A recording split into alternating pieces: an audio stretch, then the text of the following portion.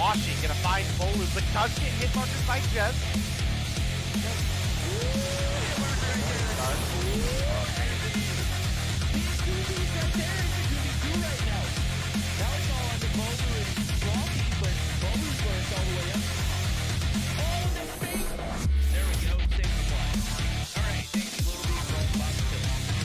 Going up against, they're now all tied up 1-1. Theo is going to get taken down by Jez. You can now see Jez pushing up towards the B flag. Rock that 35 round. We have Vague pushing up incredibly far, but this should be a free kill for Theo. Sure enough, it's the push from the backside, finds Jez.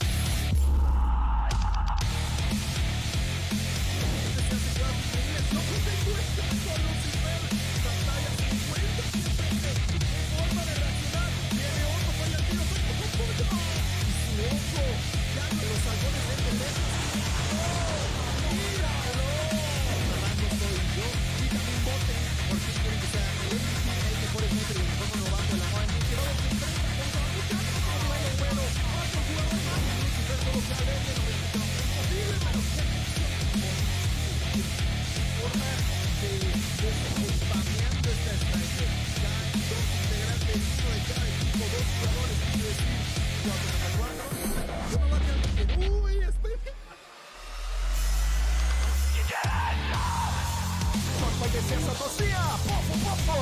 Botão no cofrinho do Libes! Pofo pra cima do Delzinho! Double pofo do craque! Faz clique aí, meu chat! Você tá no YouTube, faz o clique da jogada! Tomara tá! Um som morto. Vou cravar cima, crava esquerda, crava esquerda. Tem um, só tem um. Vai ter mais um. Aí tem que botar Pode ver agora, calma, segura. Sub-Zero pernambucano. Nossa!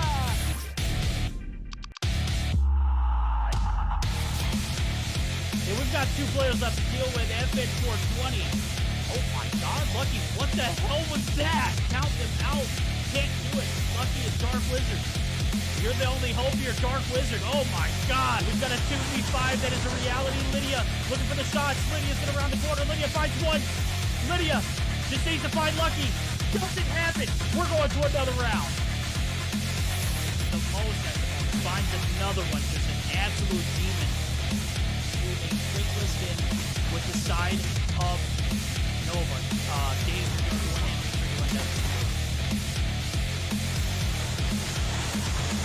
People team, there is one A now. Marvel misses one, but doesn't miss twice. Out. Oh my. Chris, he's all one. More. Where you at, homie? I know you're in a typical sniper area right now. You're nice. With an 80 with close. Lucky. Get headshot. Costco, flip the smoke. Get it too, homie. We got a 1v1.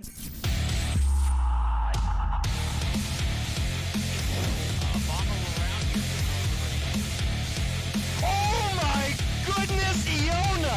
Bro, watch. Except was left alive. Now it's Iona looking to make this. Yo, this girl's dirty! Aggressively push up to this degree. Lydia's able to find one. Artem, Misa coming through. What's that? Is that the kilo? Whoa! Whoa! Artemisa, the Damascus kilo. Ooh, Chels. Finds one, is looking for two, but Artemisa. Yo, this girl kind of nuts with the kilo, bro. I have been. Down herself on that Sparrow shot, but the Angels do maintain this P3. Oh, Brig stuff!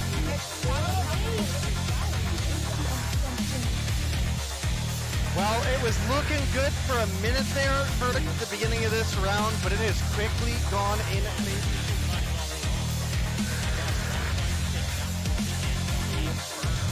I think you're right on the money.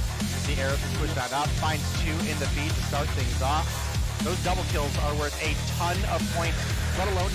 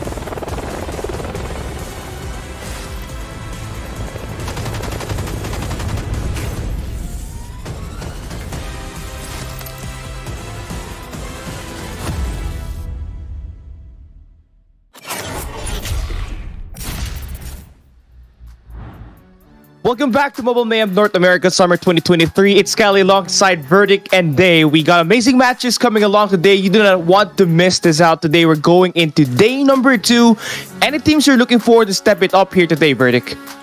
I mean, everybody's got to step it up. I know it's the beginning of the year or beginning of the season, but this is the time of the year where you really have to show out or you're going to get put out, right? I mean, we're looking in the middle of a stage 4 where you've got to be a top 4 team to move on. And then on top of that, you've got to be a top 3 team to move on to Worlds. Obviously, there's a lot at stake, and this is the best playing ground to come and stretch your stuff and prepare for the best. Yeah, all of the squads absolutely are fighting for the top 3 spot for North America here at the stage 4. And I want to know your opinion on this. Who's your top 3 for this region at the moment? I do not have opinions, because if you have opinions, you have the likelihood of being wrong. No, I'm just kidding. I'll absolutely try someone for you. Let's look at our standings real quick. Yeah, I mean, that's probably about what we expect. Luminosity Tribe, I think, is everybody here would understand why they're in anybody's top, right? That is just the flat reality of the situation. Now, I do think there are a couple other teams that have potential to take over one another, but I would say I believe the most, at least as far as our Mobile Mayhem teams go, for Simplicity to be my favored for that number 3, but I absolutely do not want to sleep on teams like DICE or Devious as well. Also, you've got teams like Six Kings, you've got Limited, you've got ARP Gaming as well, which even though they lost out on one of their star teammates, they are still a formidable roster nonetheless. Yeah, let's take a look at our matches of the day here. At today's schedule, we got 4 matches in total. 8 teams are going to be participating in this competition, so hopefully we are able to continue every match here today. We got DICE and DVs coming into our first matchup of the day. We got Six Kings and ARP Gaming, Limited and Luminosity at the third matchup, and Simplicity and Tribe playing at our match number 4. And we got a lot of great matches here today, and there's a lot of matches that we have to look forward to in today. But it's Mago who's gonna have his return, and he's gonna be battling his former teammates here versus ARP Gaming. So thoughts on this one, Verdict? I think that's one's definitely going to be a heated matchup. Anytime you get those two, in a ring together. Six Kings already beat ARP one time in stage 4. I'm sure they could do it again here in Mobile Mayhem. Obviously, it's a best of 3 run, but certainly some bad blood in that rivalry, obviously. But I think the matchup that I'm looking at the most, though, is that Simplicity and Tribe Gaming. A little bit of a rematch. Simplicity got blown out of the water the last time. Stage 3 was so long ago. The Simplicity still have it in the tank to take down Tribe.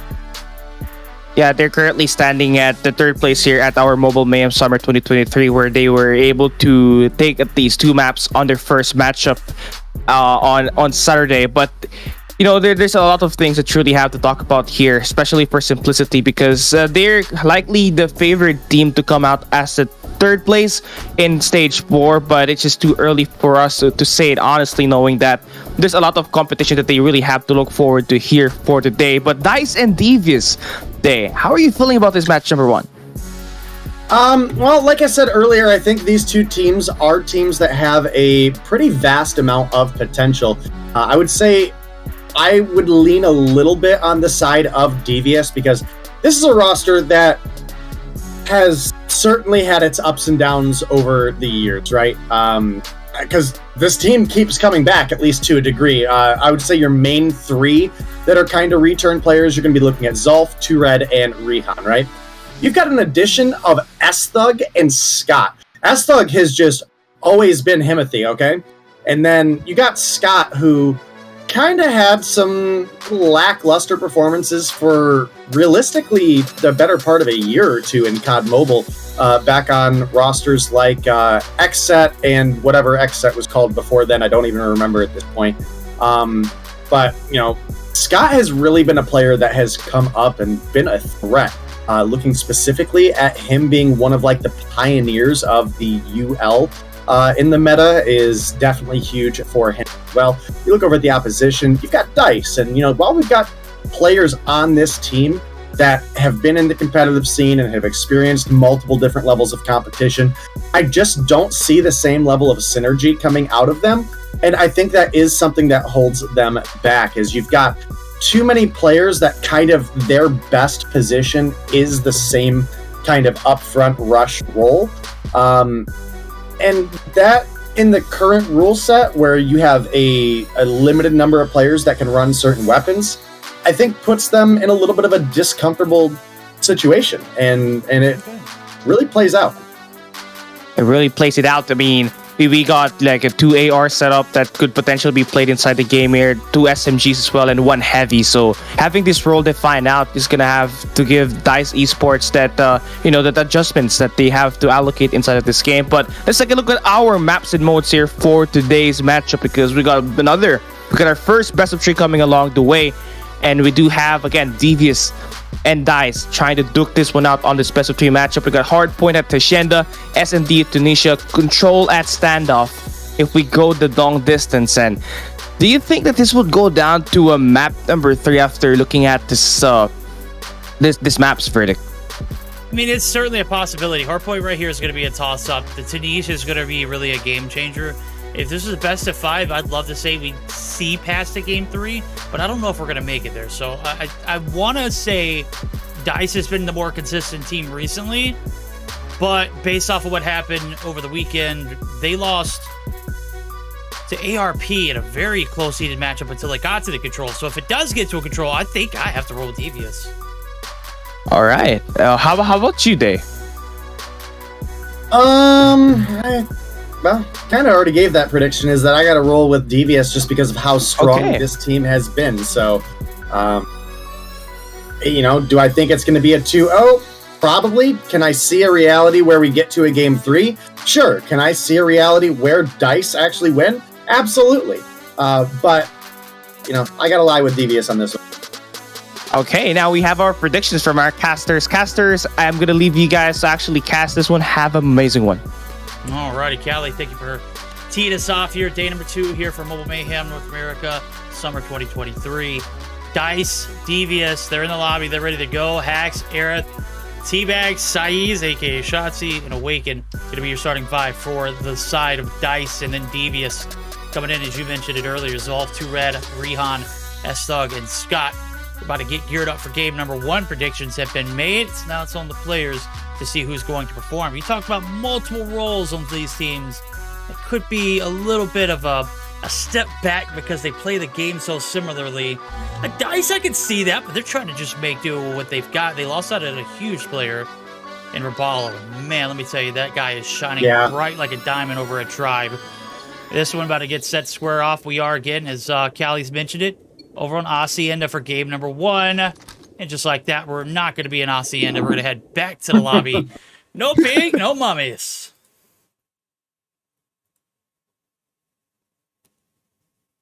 Well, I mean, I don't know. That's kind of what we expect, right? It's NA, it's EU's got their thing where, you got, this is natural for us. All right, well, glad can't spell somebody EU called without it, DQ, and there's nothing but no ping, no party in NA, right? Yeah, I mean, hey, look, if you're not DQing, are you really from EU? That's the statement I'd like to make. I'll go ahead and say I'm glad these players caught it before it got out of hand. Somebody had a fan skin on. That's a no-no. Obviously, we're not playing, a best of 5. You can't afford to drop one game on the backs of a cosmetic issue. So, doubling back to the lobby, definitely a big catch. I don't know who did that. I don't know who caught it. I don't know who saw it. But GG's to them, because now we're going to get to see this one play out. Oh, it was the monkey suit. Got you. It was the cosmic, whatever the hell it's called. What is it? I don't remember. Cosmic Ape or astronaut? something? Yeah. Cosmic Astronaut, yeah. Yeah. My understanding of why that skin is banned is because it doesn't have the little, red markers on the shoulders like all the other skins have. Cosmic Razorback, that's what it is. Yeah. Silverback. Yeah. we're all throwing for loops. Okay, you said Devious. I say DICE. They gotta take it to 2 if I'm being honest. The control was not very confident one rolling it against the side of ARP on Sunday where they played their matchup. Right now, we're on board with Teabag to see what they can do. Oh, looks like they're going to be swapping weapons. Devious, they are off to a hot start. There's a tremendous amount of map control coming through. S-Thug, Scott, and now 2Red getting in part with 2-piece, as well as Scott getting back to the feed as well. My God, Dice, are you going to get a kill or are you going to get on the hill? What's going on? You get clowned on, bro. What are you talking about? Oh my goodness. I can't believe you would disrespect these Devious boys and roll with Dice. That's the part that's getting me right now. But you know what? Hopefully what'll be getting me is some exciting action here as well, because you ask and you shall receive. There are your kills, Verdict, and might not be a ton yet, but there's plenty of option for them to turn this game around. And you can see they are certainly looking to do so as they now take themselves the lead. But we know P2 is one of those money hills for this map. Perhaps the biggest money hill for this map. So definitely got to give credit where credit is due. Okay, well, they've cleared it out. It's just one more player. The Hot Rod's still alive inside Secret. Oh, Rehan, the beams, the flicks. They're on point. Devious all over the objective. On the front line, you got Scott holding down Secret as well. And Devious flawless through the first 15. Dice still knocking on the back door. Let's see if they can get a break. Rehan, Aerith, trades galore. Shotzi's down. Scott, everybody, it's back and forth. It's black and blue. It's blue and yellow in the feed. And surely enough, it's blue all over the objective. Shotzi gonna be able to shut down another, but the contest is still too strong. Zolf all over the objective as well. Rehan there to fill his place. And just like that, after a well-heated battle, this one's still very much still contested. All right, well, continuing to rock and roll in this one, Verdict. We got about a 17-point lead for the side of Devious, but obviously any single hill can flip that around, and with the trickle even going over in favor of Dice right now, we're in a pretty good position to lock things down. You can see that P3 rotation coming through. We're a little bit ahead for the side of Devious, getting into some of these power positions, but big question here is going to be if S-Thug can get the 2, and he is. He's going to take down Teabag and Aerith on their rotation. That's and a huge pickup too. Aerith was a little bit of a streaks, but there goes the operators there. Wicked. Oh, the backside of the office table is going to be able to play his life to the fullest. Shuts him down, but nonetheless, the objective is still going to be held here by Devious. Topside control of theirs. Office is 100% theirs. Dice just content with a little bit of contesting. They are down by 30 points. And big kills going in the favor of Shotzi. Finally gets shut down his fences. It's a hop and a skip, but over to Rock we go in the next 20 seconds. Right now, it's still plenty of scrap time to fight for, and these boys are still content when making sure they put their foot on the objectives. Right now, they're getting kills along with it, so the perimeter, it's locked down. Hill is going to be theirs for the time being, but over the rocks we go. Day. Hax is there, but he's got 3 kills. A little worrisome, if I'd ask. All right, well, getting a pretty sizable lead right now, Verdict, for the boys over on Devious. And you can see Dice that they are trying, but they are struggling quite a bit in the kill feed. In fact, it is basically Teabag leading the charge, and he's keeping up with the top fraggers of the side of Devious. The problem is you have 4 players on the side of Devious that are, into double digits, and many of which that are working even past that now, versus, again, it's just Teabag on doubles, and now Awaken, he's able to get number 10 on the board, but Code coming through with some big kills with the War Machine, and I gotta say, I absolutely love seeing people bringing the War Machine to the table, especially in situations where a map can really benefit from it, right? You've got your money hill on this map, that garage. A War Machine, a well-used War Machine can clear out trophy systems. It can absolutely fry anybody off those hills, and I think it's a really good adaptable score streak for someone to use. It's a player you'd want a War Machine or a Gravity Vortex to kind of fill that flex position, right? Yeah, no, you're absolutely right. All right, well, we're through one set of hills for both teams, a 112 to 62. P1's off, popped open. S-Dog, you said he was him. He's certainly shown up and proved. Right there, as the Sparrow is going to get burned to waste. Nonetheless, the LK has been proven to be a better tool I don't say so myself. He's on the chase right now. On the bottom side, it's Hacks. He's on the run. He gets the turn onto the teabag. Not the teabag, but those boxing gloves are pesky. Hack's going to be able to do it with the Holger as well.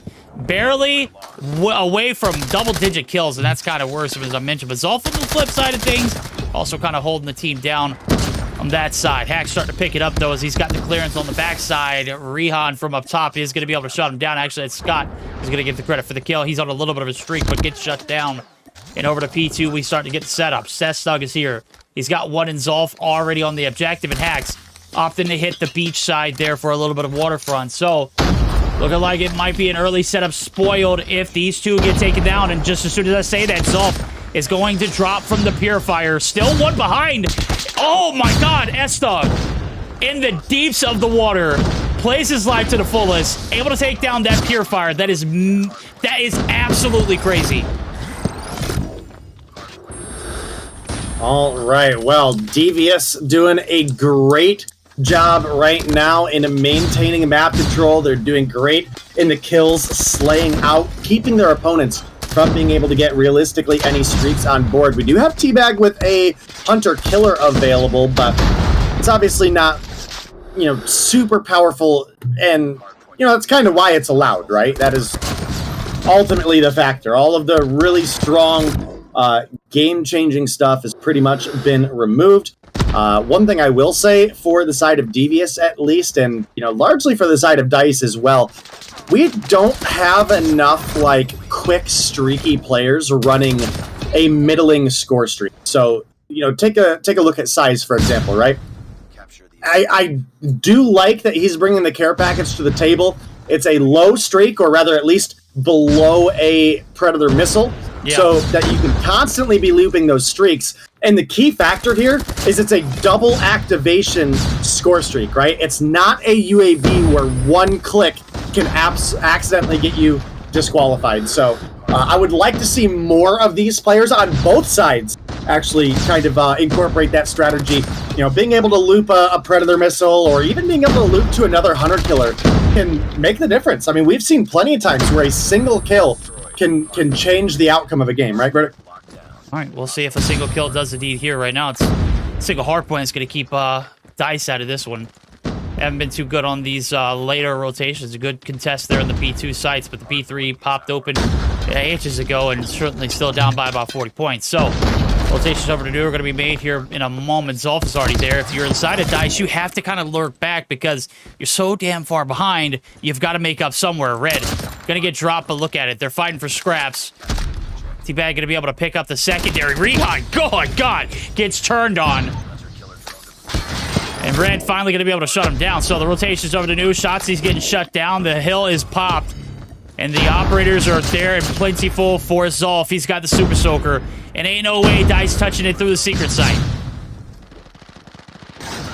Well, I suppose we'll see. Right now, we've got about a full hill hold lead for the side of Devious, but that could obviously change quickly with this P4. But we'll see as things keep rolling on. It looks like Devious gonna do a pretty decent job of finding their way into the hill once again. But see Teabag looking to set up and hold back on Garage. Problem for him, nobody's spawning over there, so you're kind of just wasting time here.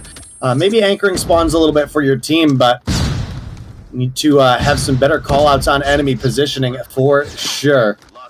Player counts, would be kind of big. We've got one missing. We've got 3 here. We've got 4 here. So we haven't done a listen-in. Do you want to jump in with one of these teams first? Let's go ahead. We can only jump in with Devious. Let's go ahead and hop in and see how devious those comms are. Grenade out. Yeah. They're gonna be quiet. Okay, time. Open it. I'm flash. He's tagged. I'm gonna watch Con. I'll pick up Con. Opposite. I need open now. He's opposite. Not opposite. There's one bottom kitchen. Any dead. One more open. He's not dead. Open. Awaken's open. I spawn behind him, Zebra. They're open. I'm dead. Rian, I'm marching over you. Rian, to your right, we have. He's going to open. Con. Open. Secret. Condet. Top. Balcony side window. I'm gonna go next. Bottom. One Zebra, Scott. Zebra. I got one new. Good shit. There's two old, guys. There's two old. Okay. Oh, one's gonna spawn on me. Oh, I killed him. That was the worst play ever. Yeah, you shouldn't have picked there. It's all good. No, I killed myself. No. Yeah. Oh. Yeah, I'm spawning fool. It's all good. It's all good. It's all good. Just focus. Watch your bar movies. Watch your bar movies. One bar movies. No, one missing white. I'll pick up white. Watch your big rock. It might be rock. Go, why? Hold that. All right, comm check is in, and yes, Scott, we did catch that in 4K, buddy. Not the best play, obviously. We've seen better days. I saw it full on. I was like, damn, Scott, that's a bad way to go out. And he popped here for Rehan. He's going to find 3 in the feed. Eventually gets traded out, but team's still putting in work. Red, War Machine. On the hill, Shotzi's able to stay alive. But it's not going to be for long. Inside the hill, we're going to have Hack still again alive. Eric's going to be able to pop the Sparrow. Picks up 23rd. But it's Scott who's there for the break, and the boys in yellow, a.k.a. Devious, they are coming out with a heated hardpoint in the opener. 10 seconds only needed to shut it down. Zolf looking to put this one away. The Purifier's out into play, and it's going to get shut down. 2 seconds left to go. Ain't no way nobody's going to make it there. It's Devious coming from behind, 250 to 167. When I say come from behind, they had control of that whole entire game. You know, fans butts about it. Got to put a little bit more respect on their name. Yeah, I mean, this team is definitely strong, and you know, I don't think we've seen their absolute best when it comes to their stage 4 performances, but I feel like they've also had a fairly tough grouping of matchups that they've had to deal with. So you can see the power of this team coming through right here. Rehan 41 on board to tie up with Teabag, but it's going to be Zulf, the MVP, coming through. 34 on the board. Got plenty of time on the hill as well. 206 coming through with a whopping 2375 points worth of capture kills. Verdict absolutely putting in work for this team. Dang, Zolf, I didn't know you had it like that, bro. 2 minutes and 6 seconds, 34 and 21. Good God. Good googly moogly. Not a first map that DICE would like to see, but it is a Devious win indeed. So 1-0 in the series now as we're going to get geared up for the Search and Destroy. I mean, everything just went right from the money hills to the transitions. It just seems like they were running the map with a purpose, and DICE just didn't really have an answer for that. 41 and 31 was Teabag, their top frag. Hacks picking up a minute and 11, and it just kind of bottles out from there. Shotzi, that might have been the worst game I've ever seen out of him. 20 and 38, did pick up a minute and 14 on the hill, but... And then you had Awaken and pick up 18 seconds with a 22 and 39. That is just... That's just one of those maps they like to have back, and maybe a little bit different than their banning and veto process. Nonetheless, it's best of 3. Things are probably going to slip through the cracks, as they often sometimes do. And it is what it is. We're going to get geared up for our game number 2. As we've mentioned it already, the Search and Destroy on Tunisia. Well, we're not going to wait anymore. We're going to go ahead and dive into the action. Seems pretty reasonable as we get ready for more here, and I do got to say, Verdict, I'm excited for this matchup because this is where I do think we have a lot of competition between these two teams. Both of these teams have a top-tier sniper under their belt, and that's going to be Rehan and Aerith.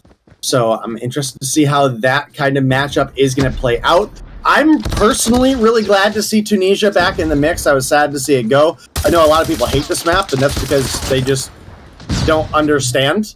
But in a 5v5, this is a very, very strong map for the competitive scene. So see as things continue to roll on here. Aerith going to get some of that information for the team, and now starts to make that rotation. But the bomb plant going to be in, and the 4v2 ensues. Yeah. Well, the last start taking down Teabag. That's looking like a devious lick. Yeah, devious lick indeed. Oh my God, Aerith, you got to hit those. Oh, surely Zolf doesn't miss. This is the thing about this map. You got so much to clear out on the back end just to get to the bomb site, just so that you're not getting wrapped by somebody, because, again, there's so much map to cover. You don't have a lot to do, and that backside rep didn't pan out perfectly there for Teabag, and obviously round not going in their favor. So another little quick A hit over 4. The boys over a devious area. Aerith not missing anything right there. Bomb's looking like it's going to be made over. Shotzi going to be able to shut down the front side pressure. Scott going to get dropped as well, and it's down to 2. Rehan's up top. He's eating bullets. Estog has I mean, he's adios and vaya con Dios, bro. He's nowhere in sight. And that bomb is surely down. So, Day, shoes on the other foot this time, Awaken. Chucking the nade to Rihan. It's all on S-Thug, 1v4 style. Right, well, S-Thug did get dropped last time around. We'll have to see what he's able to bring to the table here. Obviously, a very, very strong matchup. But, you know, it's kind of a toss-up here. You know, if I was going to say that DICE had an opportunity to send us to a Game 3, it would certainly be here in this Search and Destroy. So we'll have to see what all is going to come to the table, but do believe it will be Devious in the end, but DICE going to find round number 2. Huge advantage in their favor, and of course, as a result, we're going to be tied up 1-1. Okay, well, there we go. Good little bait there. Awaken says, you know what, Aerith, I'll just take the bullet for you. Aerith, go ahead and put the bullet, last one in. Defense split, little 2-3 action, but the action is certainly a full hit over towards the A side. 3 times in a row. S-Thug going to be able to open up with the first. Hax anticipating the push. Does not look the opposite direction. So 3 left standing as 2-for-1 trades come through. Shotzi able to stay alive on the back line. Aerith trying to clear out whatever she can. She's got a line of sight on the bottom side of that winery. If that bomb's going to go down, Zolf, here comes the hit. Walks right into the trap. Shotzi set. And Aerith and Shotzi, a good little tag team. Duos, too red, too hot. Those shots, too crispy. And Aerith did not have a chance to react. So 28 seconds, 1v3. Shotzi already eating bullets left and right. Too red said he wants the gunny. Oh, you can have it. Oh my god, they're both kind of weak. Oh, there it goes. Put the gloves away. Rihan finally puts him down. And we've got a 2-1 lead back in the hands of Devious. It's not over yet. Ready up. All right, well, Devious able to find round number 3, and I think it is important to make note that they are on the offense here. So DICE should have at least a little bit of an advantage. Now, this map is kind of wide, so if the offense is able to get some early picks and get a plant down, then they could be in a good position. So we'll have to see how things are going to work out for the rest of this one. But unfortunately for Aerith, not going to get the snipe out in time. That's going to be S-Thug for 1. The trades back and forth, 2 for 2. Make it 3 for 3. And now with Zolf taking down Awaken, that's going to leave Teabag. And 2 Red is here to clean that one up. Devious, 3-1 lead. Keep in mind, 2 rounds from now, they're going to be on defense and going to have to try to defend the push from DICE as well. Yeah, but this is a very one-dimensional, something you don't normally see here in a map like Tunisia. Aggression all the way over to the A side. This time around, it's going to be reciprocated. 2 players drop instantly. Shotzi and team getting involved early on. Bombs dropped. And Hax, buddy, I don't know where you were going, man, but they're all up there. Tourette's going to be able to ease his pain. Teabag in the middle of the map, making the transition through. Bomb's been collected. And we got a little bit of a lifeline still in the top side. And it might be a little bit of a lost effort. Rihan holding down the rear. He gets dropped just like that. Aerith able to put on for the team. And Red just trying to go right back at it. They are not trying to hit that B site. It's a lost cause. Devious. Down the 2. Here comes the hit. Shotzi shutting down Red. And Zolf left with the R9. And that is about it. As he's going to fall to his death right there. Zolf dropped 3-2. He's still clearly in the hands of Devious, but they only got 1 more round than they attacked, as you mentioned today. All right, well, we'll see as things continue to roll here. Verdict obviously could go either way. If you are a DICE fan, you're obviously cheering for them to be able to tie things up here. If you're a Devious fan, you're hoping that they take the 4-2 advantage before we switch over to the defense. And so far, not been a lot of action coming out of Rihan or Aerith. It's been Size and 2 Red really kind of leading the charge for each. And unfortunately, Teabag, one of what I would normally say is one of the more consistent and maybe even one of the stronger players on the side of DICE, has struggled to get on the board right now, and that is definitely keeping them down a fair bit. But Hack's going to come through with a solid 2-piece, and the 3-for-1 trade in favor of DICE, looking like they're going to be able to tie things up here, Verdict. Let's see if they can tie the knot in this round and put it behind them. This first 6 rounds on the defense, not convincing at all. As a matter of fact, this is a map that can very easily be held. Obviously, you got to hold the aggression. S-Dog, he's aggressive. He's going to be able to take down one and makes it a little bit more doable. What was it? 2v4, now 2v3. Shots on the outside to the wall. Scott and Thug just looking for a way on out. You got Hax, who's up top in yellow. In the middle of the map, Shotzi. And then you got one on B directly. You do not want to chow that. Let's see what they play for. They're going to opt in the middle of the street. Shotzi, if he's clean, he's going to be good for one. Might be good for the second as well as he slide peeks. Scott doesn't know it hit him. And a good cleanup round there that could have gotten out of hand. Very well maintained on the backs of some good gunnies. So we're through 6. We're tied up, and T-Bag still yet to get on board. Very troublesome, very worrisome. Let's see if he can turn it around in the second half. A little troublesome, little worrisome, sure, but overall, I believe in T-Bag to be able to bring things back for the team. As a result, I would like to see the same with Scott. I would like to see Scott bring things together to match the energy that T-Bag is going to bring during the second half, or at least that I truly expect him to be able to. Lots of utility from both teams do get burned on that B side site, but you can see Dice, they've doubled back. They're looking for that A side play, and it looks like many members of Devious might have that read. As you can see, we're now 4 up on A. Oh, goodness. Oh, okay, never mind. It pays off perfectly, though. 1-for-1 trades make it 2-for-1. Shotzi, drop, 2 red, 2 good, 2 clean, 2 crispy. Shots just absolutely obliterating them. And now Aerith with 4 kills to her name is going to have to find 4 more. Okay, there goes the first. Eagle. Pretty handy. They're not going to chouse this one. There goes the slide peek. Rehan! Oh my god! Rehan gets canned, but Zolf. You heard it. The doof in the background. Devious. Hitting another lick here on the defensive round off the rip. Gotta love... See, this is another thing about this map. It's so big. Just to wrap back towards the other side, you got to spend so much time. So, we'll see what they do now as that B hit last round kind of just fell flat on its face. All right, well, the 1-round lead in favor of Devious right now, but it has certainly not been a super convincing journey thus far. We've had close hardpoint and a close search and destroy so far as well. 2 red, get a gun down Hacks. Aerith can't do anything but watch. Does swip over to the R9, picks up the 1, but S-Thug here for the trade. And Devious finally find themselves a little bit more comfortably ahead. Now sitting at +2 and only 2 rounds away from possibly closing things out in 2-0 fashion.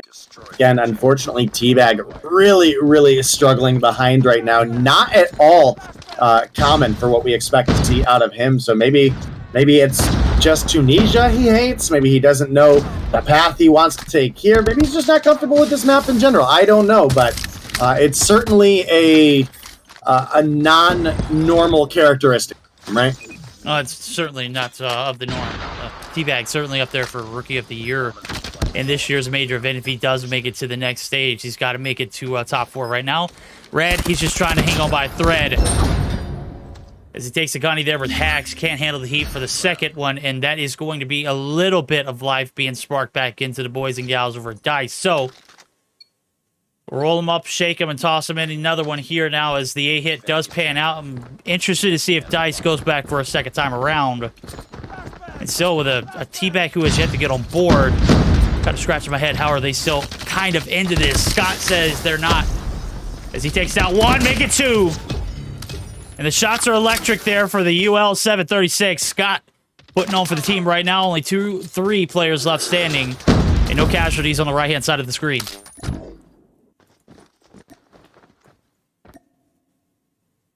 All right, well, Verdict.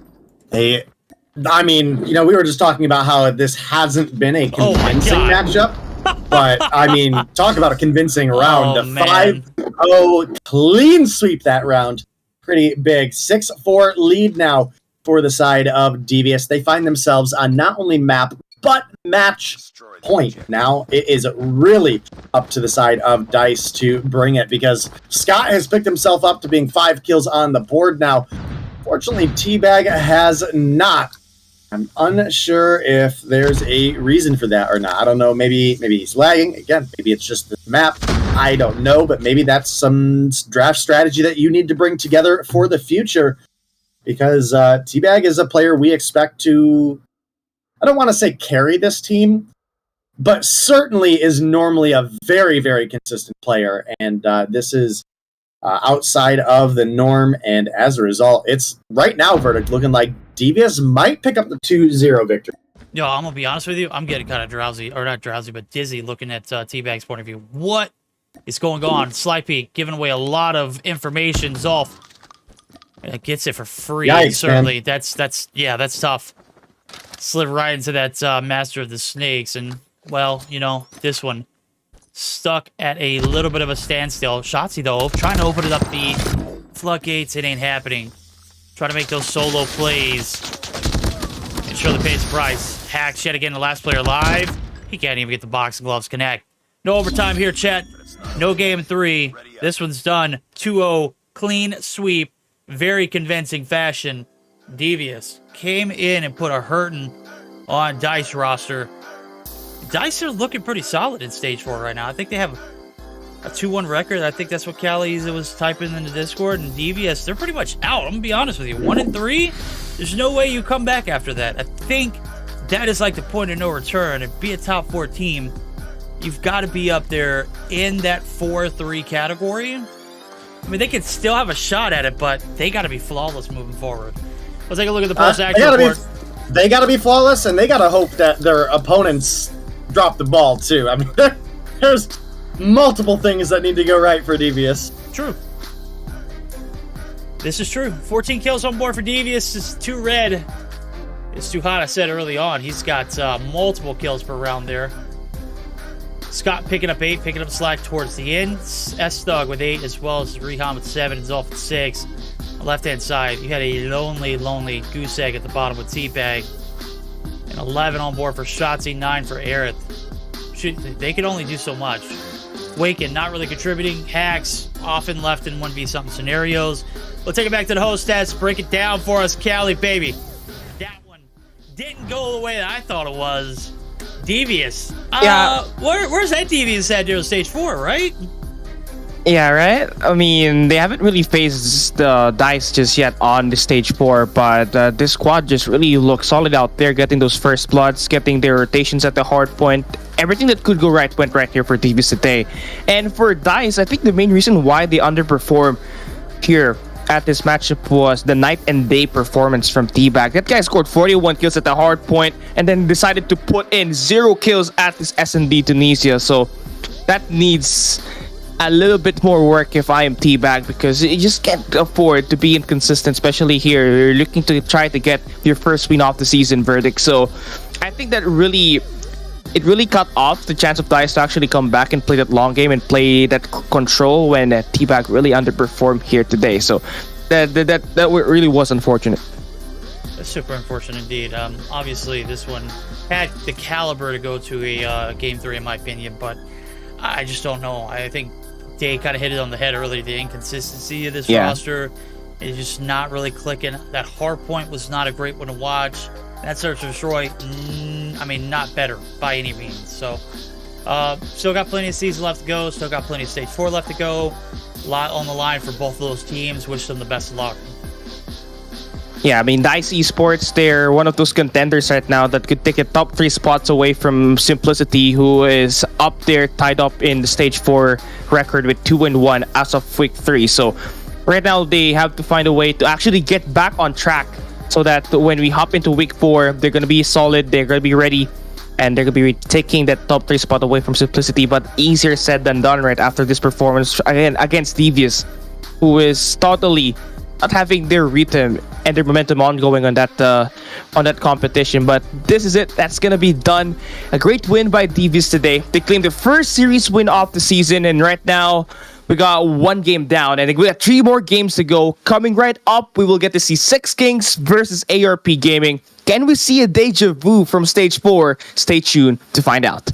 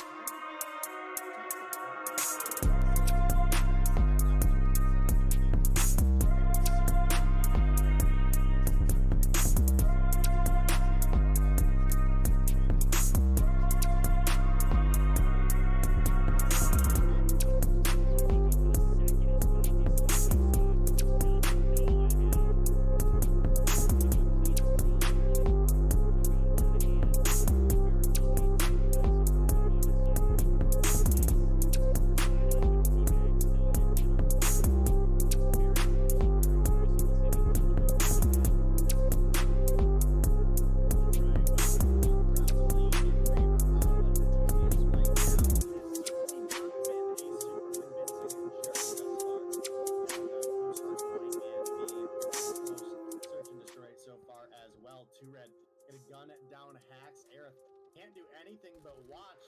Does Swipo Take it 2. And the shots are electric there for the UL 736. Scott putting on for the team right now. Only 3 players left standing. And no casualties on the right-hand side of the screen.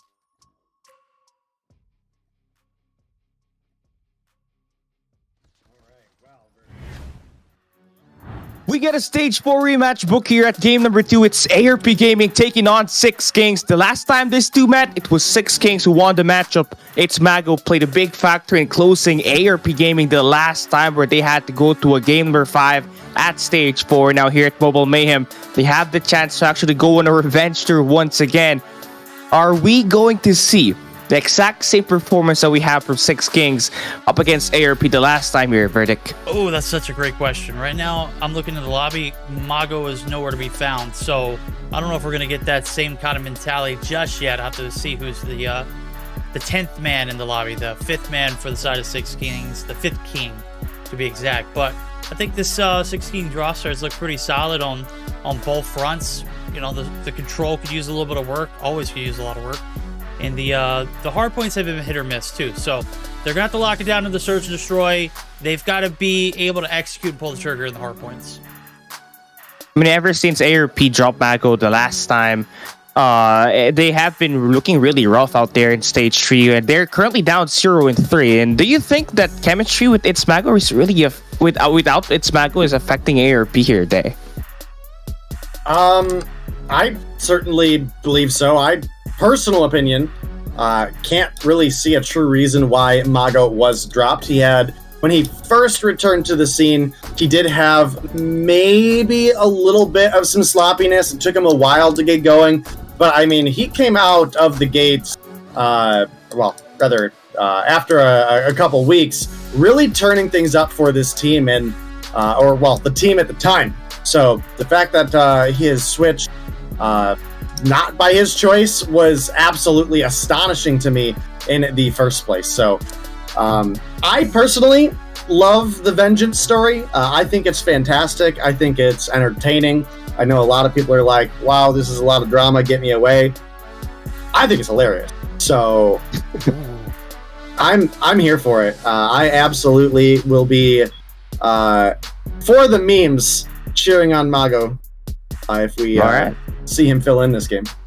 Yeah, hopefully he does go into the lobby here for now for our boys from 6 Kings. But before we actually hop into the game and load in, let's take a look at our maps and modes and see where are we going to be taking the battlefield at here for this best of 3 for our game number 2 out of the 4 matches that we're going to have here today. We got Apocalypse at Hardpoint, we got S&D at Standoff, and if we go the distance, Control Rating is where we are going to be at.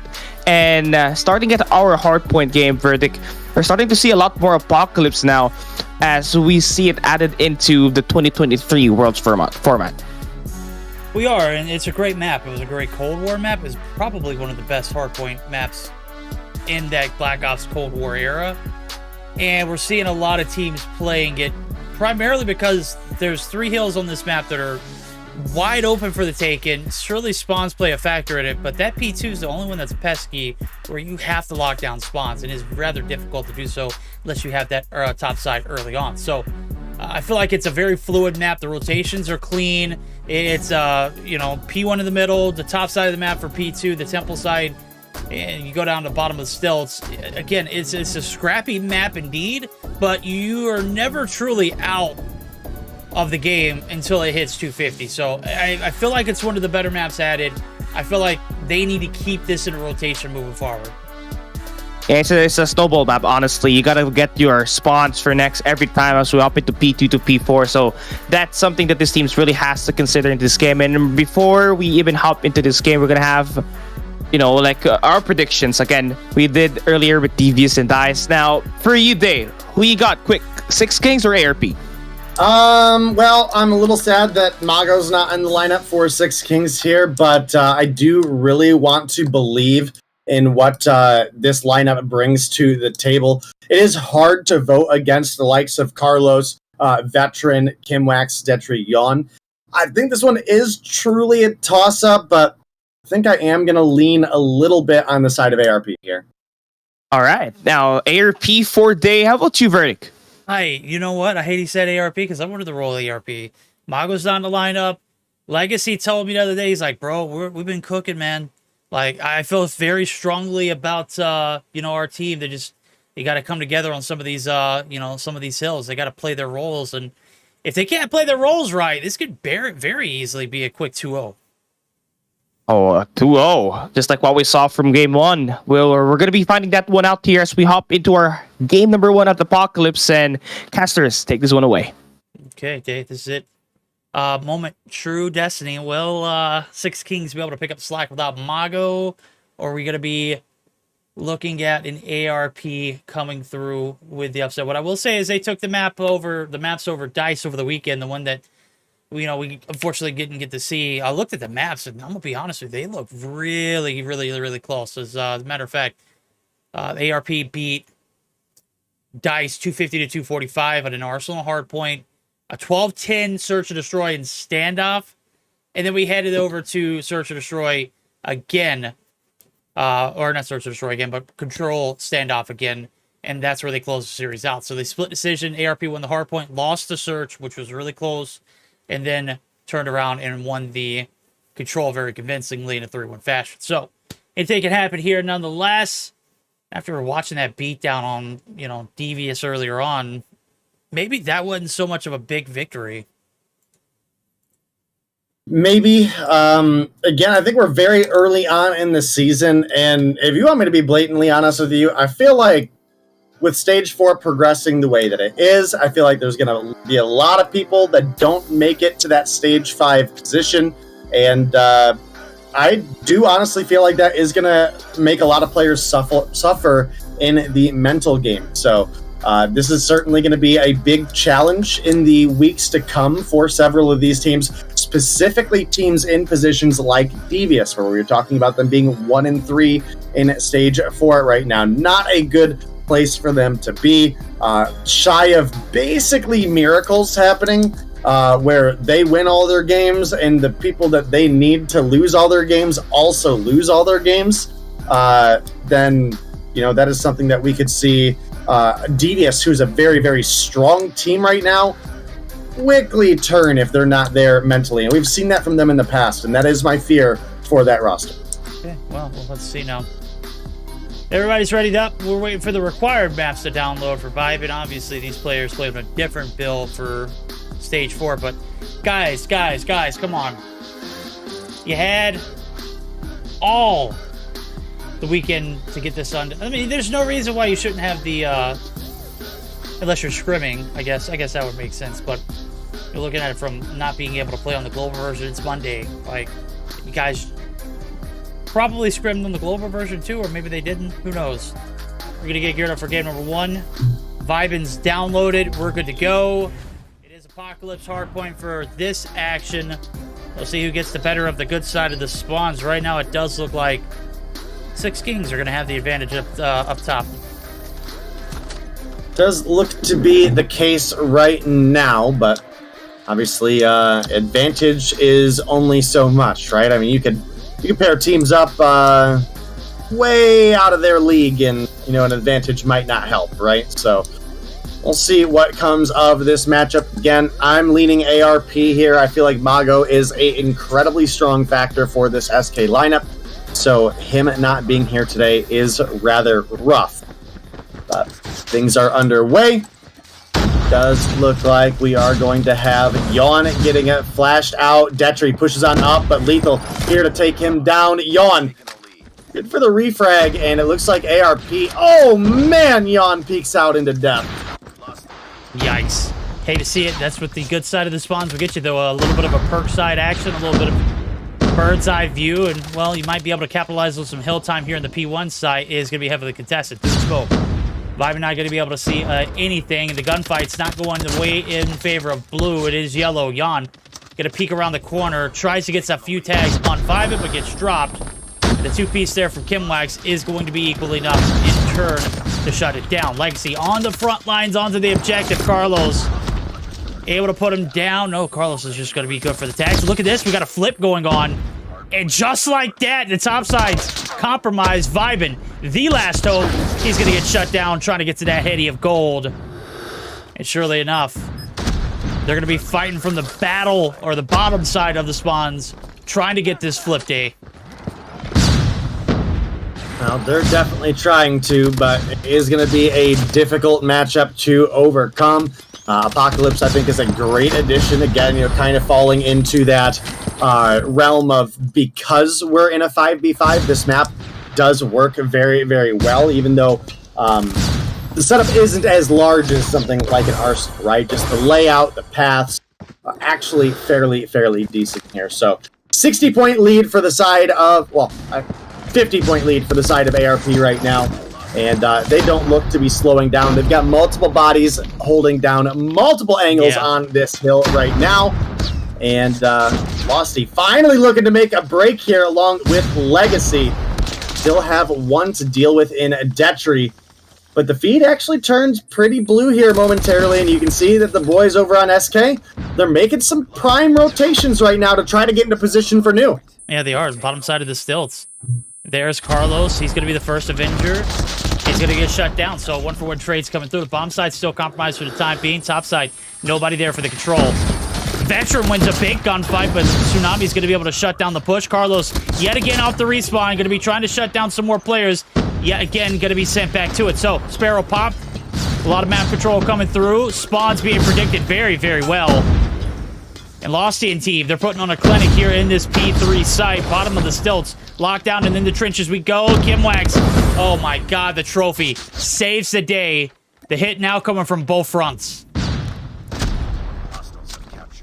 Alright, well, we maintain a little bit of a lead for ARP here. You can see with the rotation, we are aggressively trying to get into a position for this hill, but I am a little bit confused with Yon. So this LK24 he's running, that is not a built-in red dot. So no. I'm kind of wondering why you're not running the what is it, Amethyst Serpent? Maybe he just doesn't like the iron sights. I know some players just don't like them. I think they're clean. I like them. I think it's super clean, and that opens up another attachment. I agree. Is that reasonable? I agree. Hey, I'm not a pro player though, so I need all the attachments I get. I cannot afford to waste one on a red dot. This ain't Vanguard. You can't attach everything. Obviously, right now we're looking at everything be attached here for Veteran. Big war machine coming out of Kimwax, finds one, but could not hold on for their lives. Hold up. 3 operators burnt here. Not a single bit of investment paying off. And through the front side of the hill, it's going to be 6 Keens locking it down. They're going to pop some ops themselves. And they're actually getting way more value out of it. Hit still coming from the backside. The hit marker's there for the Claw. He's going to follow up. Lethal going to be able to shut down that push. And ARP on the brink of selling this P4 drastically. Veteran trying to reel it back in. Eats a paper plane to the face.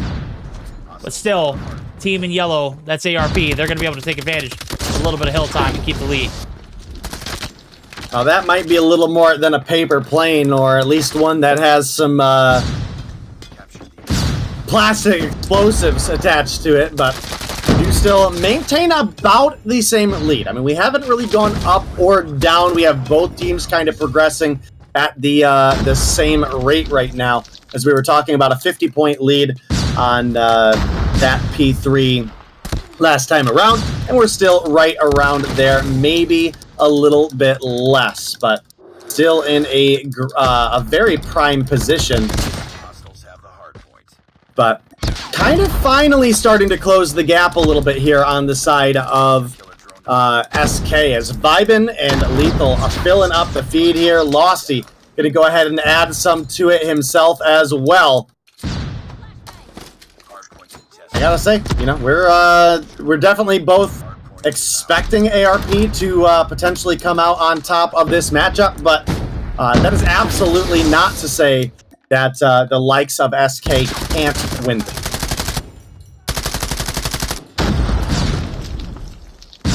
Right?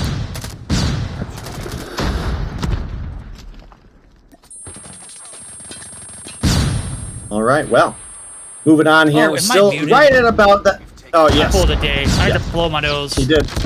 No, you're That's good. on me, you're guys. Good. Well, I mean, that was a big kill that Kimwax got taken out on. Backside, those spawns got compromised. Lockdown, and they are, I mean, literally been fighting tooth and nail for it right here. 30 seconds. deficit to overcome here for the side of Velocity and T. Vibin. You gotta be able to find one in the midst of all the action. Gold is compromised. Carlos, what were you looking at, bro? What was that? Deptry, gotta be able to get the cleanup.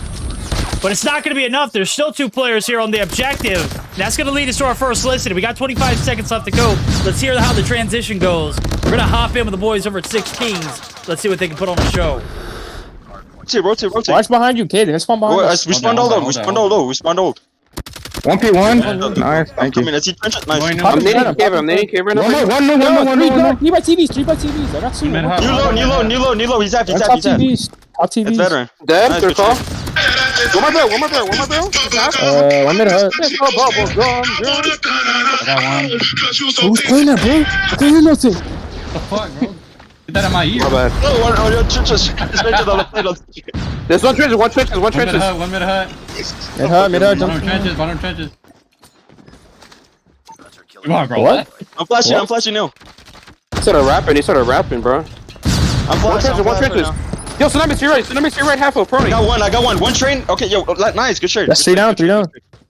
Top army hut, Kim They're West. still spawning no man's land side over there. Keep an eye out for that. Alright, we do Mid shit hut. now. 1 P1, flanking guys, P1.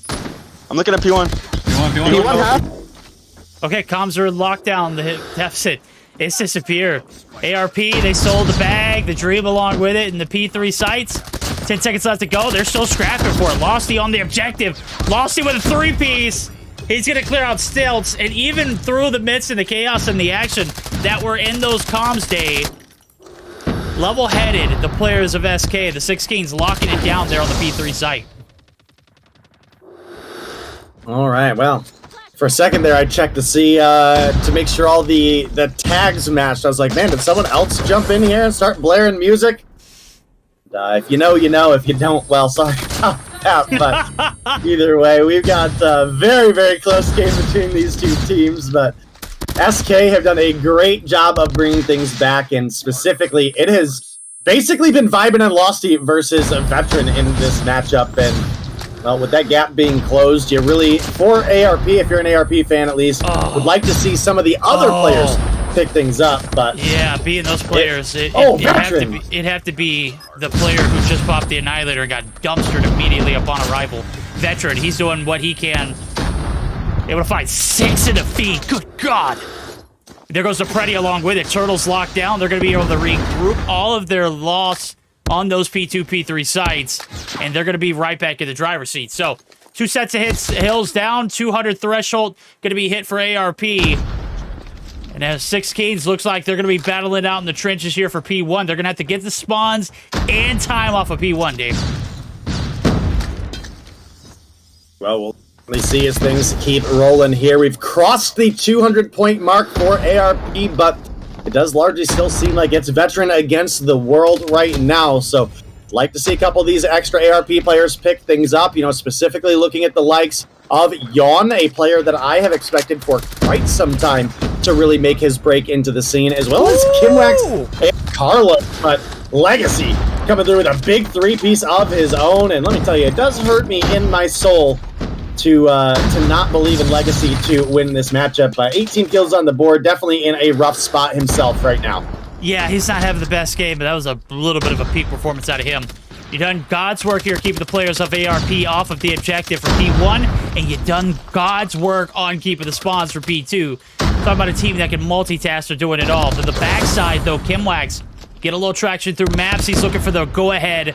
The green light's going to get shut down. The spawns, on the other hand, this Vibin spawn right there. He's going to get shut down. Backside's going to be locked as well. The spawns flip yet again. And 6 Kings trying to hold on for dear life. 50 seconds left to fight for. They need all this time and new to shut this one out. Is they're going to be able to get back in control of the hill. Well, those spawns still a little pesky. What can you do? Oh my it's goodness. A war machine that shuts it down. They're back in control. 30 seconds left to play for. They could shut it down here. Man, this has been such a close game, and SK find themselves a couple points in the lead now as they continue to lock down this hill. And it is a difficult one to break for sure. You do have this head glitch opportunity available where Yawn is positioning right now, but, well, you see right there, it can quickly be used against you as well. And now boy. Verdict, 5 points to go. SK, they might have done it. Oh! Tetri not That's able to it. touch. Not there. Wow. What a way. 6 Kings. Put him down.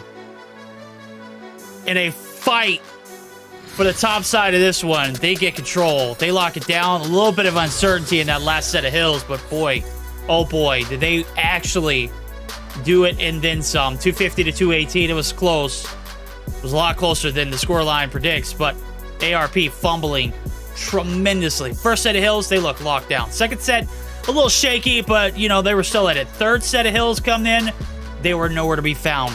Veteran putting the team on his back. Minute 21, 43 and 31 KD. Not enough to get the job done. On the left-hand side of your screen, we got, I mean, just monster stats out of Losty. Monster stats out of Vibin. Not so monster out of Lethal, and not so monster out of Legacy, other than the hill time with a minute 34. A collective unit, they look pretty solid.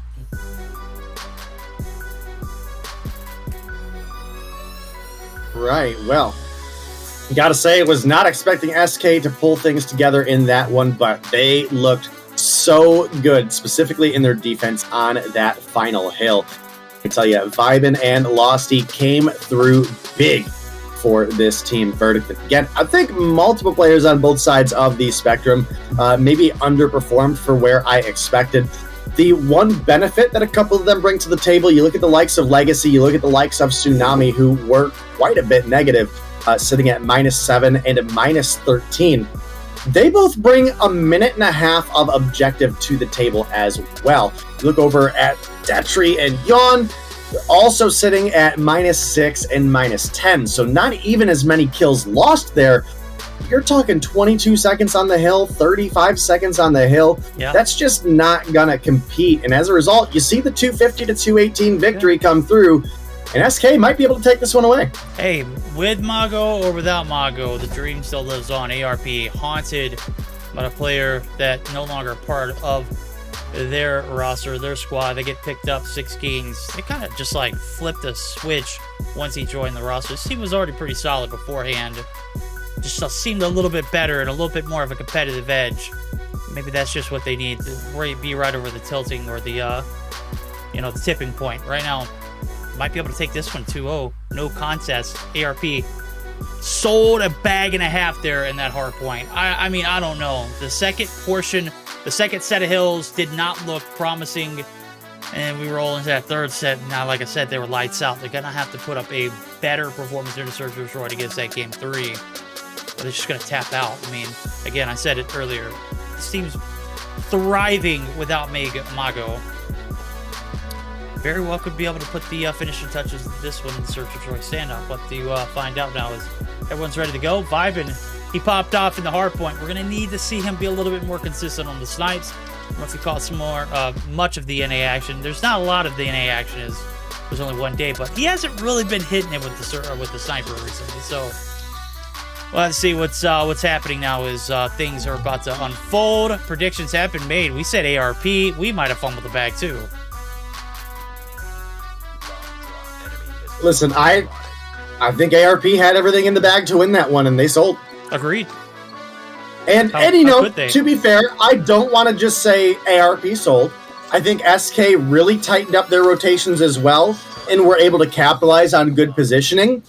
But at the same time, after ARP specifically lost that P3 rotation, I think on the second rotation, they got real sloppy after. Oh my goodness. Whoa! Where did Vibin? Oh my... Datry. Where did... What? Okay, Lethal. Really... Oh, man, he almost had that lined up. That could have been nice little pieces, but that was some aggression coming out. ARP are pissed. You know, play with the bull, you get the horns. The horns are here for the Search to Destroy. That first round was menacing. Only one casualty on the left-hand side of our screen right now.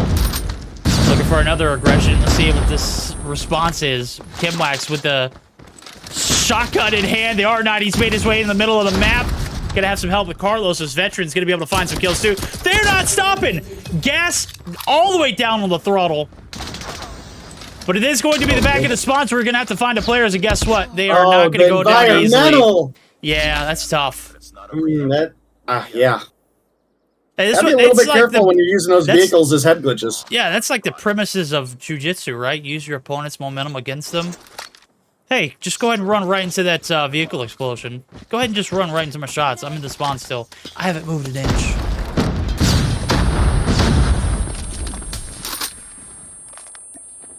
Right, well, round 3 underway, Verdict. We're all tied up, and it's going to be a Veteran finding the trade. Yawn. You're going to get number 2. Detry. That wallbang looked like it should have hit, but does not connect. Going to be looking at a 4v3. ARP have the lead here. They've got an opportunity to put themselves in an advantage. It is certainly not going to be an easy one, no matter what way you look at it. This SK roster, not only did we already believe in, they came through and showed us we need to believe a little bit more during that game 1 because they truly pulled things together, and they might be able to use that momentum to their favor as well. So we'll see as things keep rolling. We're down to a 2 versus 1 lethal. Kind of crispy with the snipes here, so you definitely got to believe that they could come through and clutch this one up, but it is not going to be an easy feat. Carlos, obviously one of those players that we expect a lot out of, but lethal going to take him down. Things looking real doable right now because Detrick kind of on a little bit of a rough spot, but man, it doesn't seem to matter. Just the timing works out great for him, and lethal is down. Perfect timing there, Detry. That's the cool-headed, level-headed guy that we need. Hit some clips against LG. My God, is he a demon? He knows what he's doing, but lethal does too. First blood in. Aggression coming to them. Veteran already made it inside of the bottom house of Granny's. And look at Losty. You gotta play in Granny's yard. You gotta come through me first. Veteran gonna be able to find that one, but it is Jean who's the last hope here for the boys over ARP. 1v4. Lethal said he's not going to get anything off of this one. We are tied yet again, back and forth. We're trading blows like two heavyweight boxers just punching each other back and forth. Who's going to be able to take a punch and continue to roll into the next round? So far, everyone's still pretty on pace to go back and forth so far. Yeah, looks to be the case, and one good round answered back by another, but I absolutely love that energy. Both of these teams showing that they're not going to go down without a fight. Verdict, and well, a possibly quick round coming through here for the side of ARP is Vibin now going to be the last alive. Certainly not maybe what we fully expected here, but it is going to be the 3-2 lead. Things continue to bounce around. Yeah, I don't know if you saw, I don't know who had the KRM last round. I'm assuming it was Kim Wax, but I could be wrong. But boy, were they missing and whiffing a lot of shots. Maybe it was the flip side of things. I'm not even sure. Things are deceiving me. Losty on the backside. Kim Wax already inside Granny's. Losty and Legacy opening up with the first bloods. And the hits coming through Granny's. They're not slowing down, man. Player advantage or not, they're looking to get these gunnies done and dusted. On the backside, Tsunami trying to get the wrap. He gets flipped. Carlos! Carlos! I caught it from your homie's perspective, and it was nasty. A little two-piece there. Yawn now going to be able to get on board. Vibin ain't hitting anything. He's got 3 on board. He's going to need to find 3 more. Can't even find the first. Yawn shutting him down. 4-2. As the rounds have just taken their toll on this Six Kings roster. ARP have a little bit of an upper hand as we get the side flip. All right, well, Carlos coming through in a big way for ARP there. And as you mentioned, Verdict, we are going to get the side flip. So that's going to put ARP on the offense. And this could be where we see SK turn things around right now. R9-0 in hand. It's going to be Kim Wax picking up 1 onto Legacy. Vibin barely going to escape Carlos's rage. And, well, he gets hunted down anyway. Carlos going ham and cheese over here. We got Veteran of the 2-piece. Losty going to take down 1, making the 1v3 look a little bit more doable. Bomb down as the kill does come through on Veteran. Man, Losty. Dude, these guys in are a pretty they're- decent position right now. These guys are not playing Search or Destroy. It took me 6 rounds to figure this out. These guys are just actually beating the hell out of each other. Like, this is just a team deathmatch, hide and seek kind of affair, and there ain't been a lot of hiding. We'll see if they can wrap it up now. Bomb's least of these guys' worries. They want the blood. They want the vengeance. Losty on the inside. Carlos slowly wrapping the trail below. Losty going to be able to escape with his life. He's not making too much noise, and the timing is perfect for him. Carlos has no idea, and surely does see him. And that's all he needs. The dismemberment of the Finnick absolutely leaves him unable to move on. So, 5-2. We've snapped the streak of going back and forth. And ARP take a little bit of a lead. Will they sell it like they did in the hardpoint, though, Dave?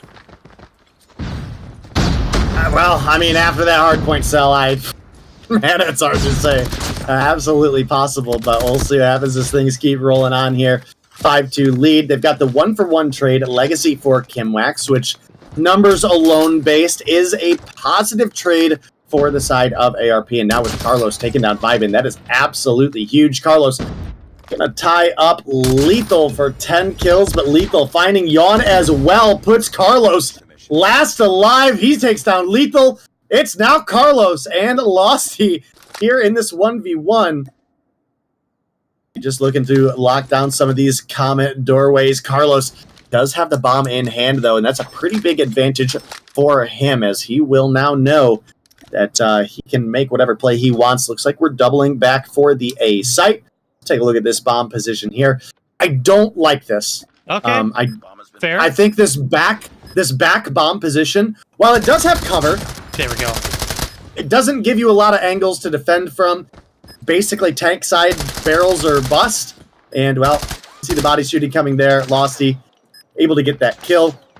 Again, kind of because of the position that Carlos forced himself to have to play from, to have a line of sight there. And that's why we see that front corner bomb plant be such a strong position for some of the top teams. What was Losty spelling there, bro? I'm going to have to need some context right there.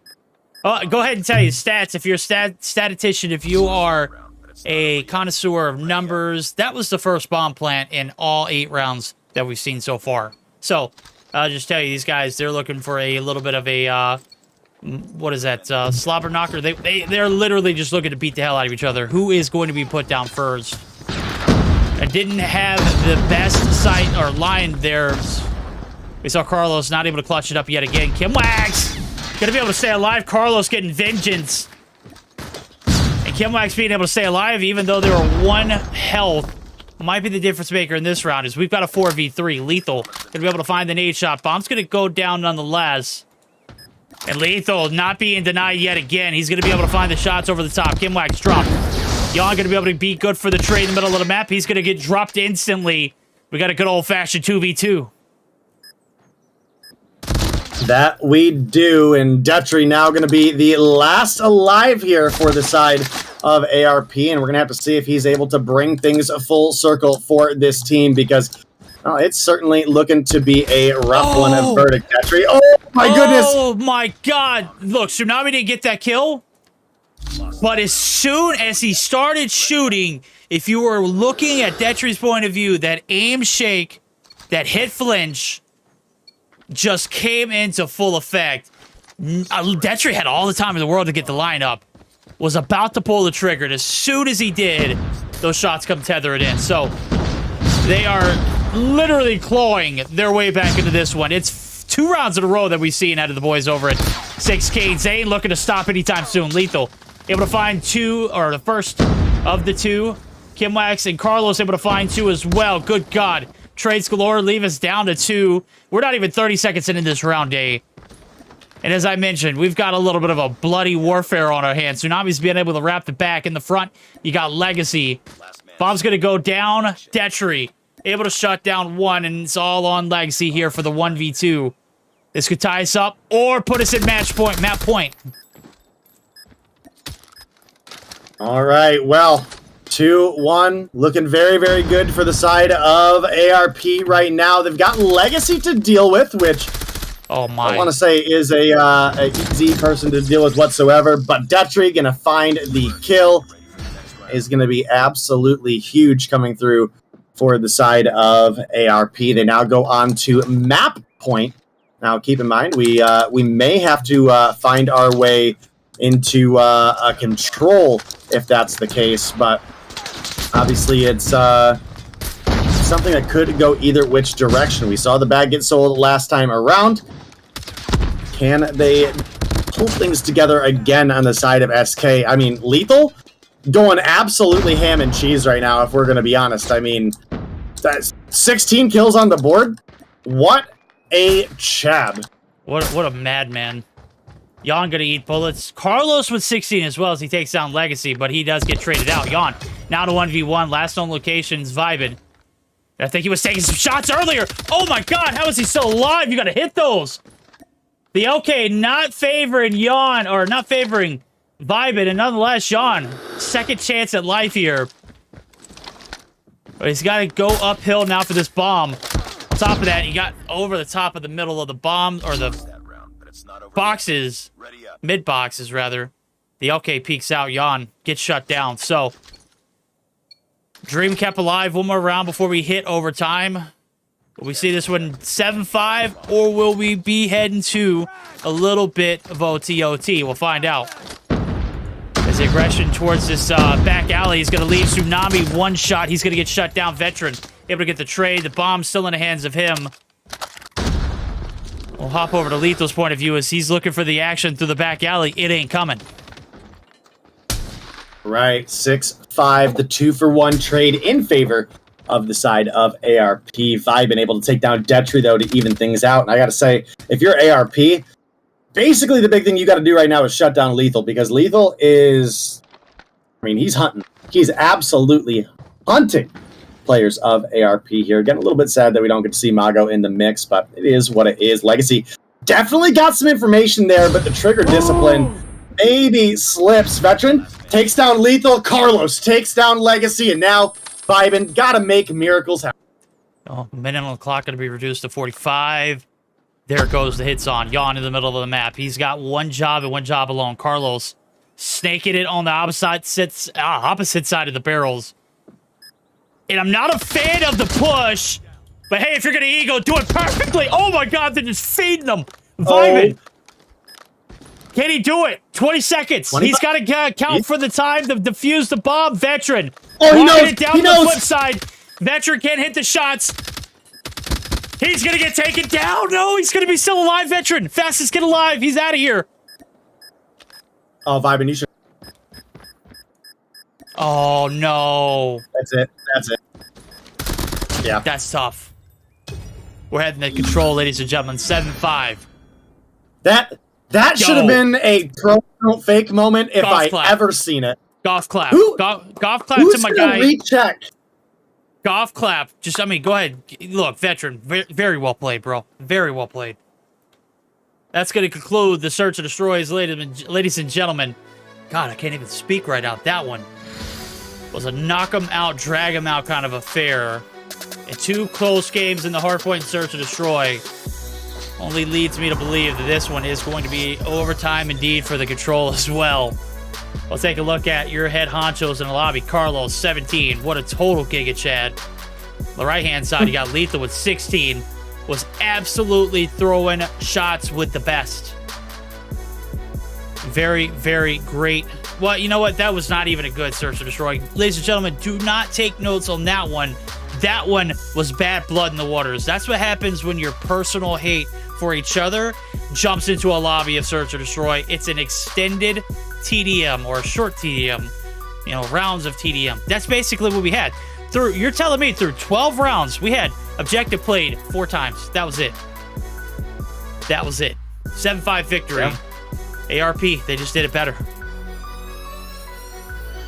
Absolutely did, and that is going to get us a game 3 here. Verdict is ARP bring things back here in the search and destroy, and that is going to send us over to our control. And like we mentioned earlier, that is going to be a control on raid. And guys, it is one of Verdict's favorite maps for control. It's one of mine as well. It is one of the most balanced control maps that we have in our pool, and pretty excited to get on into it. You know, there's There's definitely some bad blood between these two teams. There's definitely some rivalry between these two teams, and I'm here for every second of it. Oh yeah. Yeah, anytime we're seeing stuff like that, bro, body shots, the writings on the wall. Again, I don't know who it was, but I'm gonna have to ask at some point, hey, what was the objective of shooting the wall? Like, what were you doing? It wasn't a Satio moment. He wasn't trying to sign up for that Treyarch logo. It was just a matter of said on yeah. I don't know what he said on that wall, but I'm sure somebody's feeling it right now. We'll take a look at it again. As you mentioned, it's raid Somebody ask control. him. I mean, we'll find out at the end, I guess. I mean, at some point. It's not really that important, but I mean, the writing on the wall should have been, hey, try to win this search and destroy, because now your fate's kind of in the hands of Destiny, because the control hasn't been that great. As a matter of fact, I was talking to Tech a few days back about this series in particular, and when it was played out, it went 2-0 in favor of Six Kings. They lost the control, they lost the hard point, and they turned around and won the search and destroy. So instead of it being a complete sweep 3-0 fashion, this is where they hiccuped at. And this is where Six Kings kind of felt a little uncertain. Hopefully they'll be able to close it out here. If not, we got a reverse sweep of our own on our hands. All right, well, we will certainly have to see. Control, as we mentioned, going to be coming your guys' way here momentarily off the back of some pretty epic hardpoint and search and destroy games. Does look like all of our players are readied up, and hopefully we'll be jumping in here momentarily. If I'm not mistaken, I do believe SK are going to have the defense to start things off, so we'll have that Game 5 defense advantage, and that's a rough spot for ARP to be in, the team that we expected to come out in on top of this matchup. Yeah, I mean, it was a couple factors. This ARP team has so much potential. They have not lived up to the hype in Stage 4, and I mean, realistically, they haven't really been living up to their potential here in Mobile Mayhem yet. I say that, and they had a 2-1 win over DICE. Right now, it's potential 2-1 over the side of Six Kings and get their better half of the revenge. And nonetheless, we're going to go ahead and duke it out and find out. Jump on down there. Six Kings have the first round on the defense, which leads me to think if we do see that over time here, the control, maybe they'll have the advantage of seeing the defending side. I don't know. This map is played a little differently.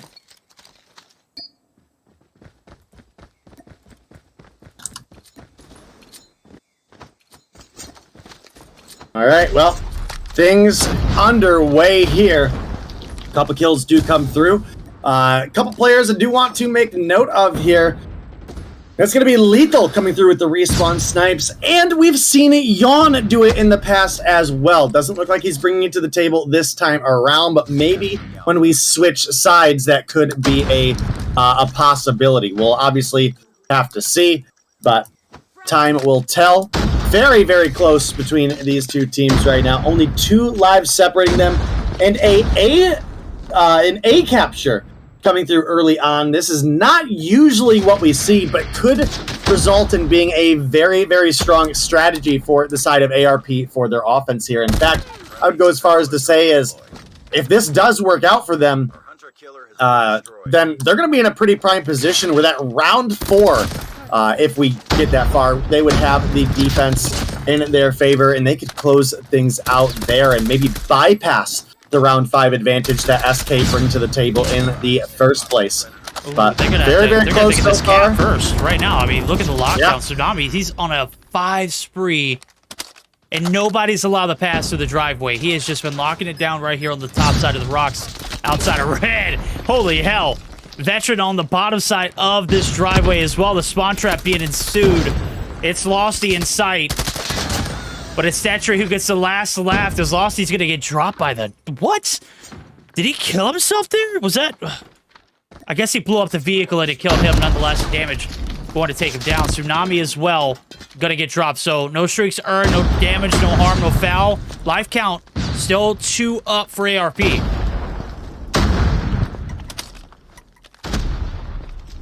All right, well, very, very strong matchup going on here. Down to 10 lives apiece. We're in this game 3.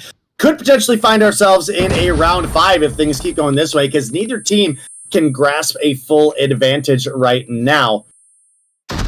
The 3-life lead in favor of SK. They might have found a way to do it, but it's going to be a big kill in the back line for Legacy there. You know, that number we talk about, Verdict, that 6 coming through for Control. Well, Tsunami here in round 1, almost doubling it. Yeah, make it look easy. Well, I they mean, made that round look goodness. easy. 11 kills on board for the Madman himself.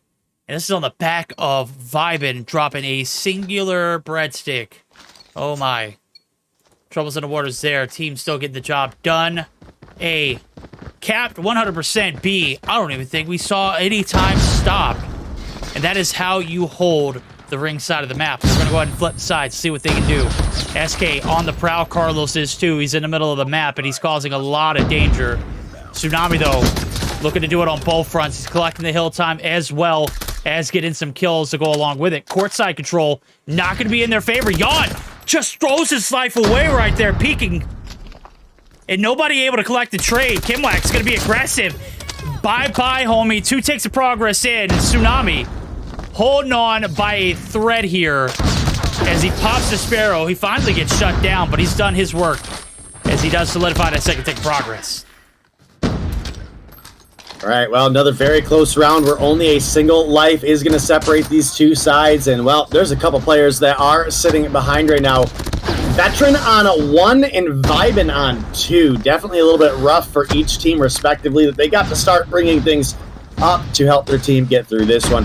Obviously, we've switched sides. ARP have themselves in a defensive position now. And if they're able to play it similarly to the way SK brought things last time around, they could be in a great position just by being here on the defense. But I think it's very important to make note of how strong SK have played this offense so far. Not only do we have the B capture coming through, we've already got 2 ticks of progress on A as well. We've got 2 minutes to fight for a tick. And then Detri just loses one of the bigger operators. That Sparrow gonna get dropped. B gonna be captured. Only 1 second progress needed. 12 to 16 is the life count. Kills coming through in the middle of the map. Carlos. No man shall pass in front of him, but from behind it's lethal. Can he get him down? It does not look like he's going to be able to do so. Carlos still alive and running rampant. Finally going to meet his maker. And with 7 to 14, only 3.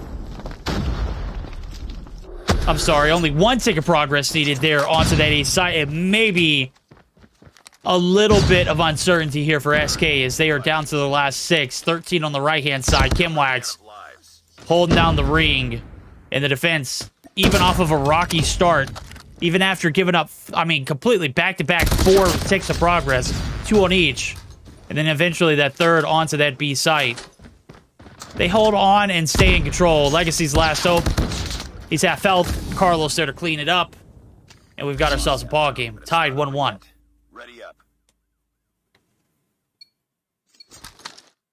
Right, well, you said we got a ball game here. Both teams coming through with the defensive victory, and I think it's important to make note that, obviously, with SK having that 5th round defensive, if everybody's playing for the defensive win here, you know who's going to close this one out. Someone has got to step up and put the nail in the coffin with an offensive round victory, and right now, Yawn in a good position to do so. Carlos as well, helping the feed go through. 4 for 2 in the feed. Going to bring player life advantage back in favor of ARP, even if only momentarily.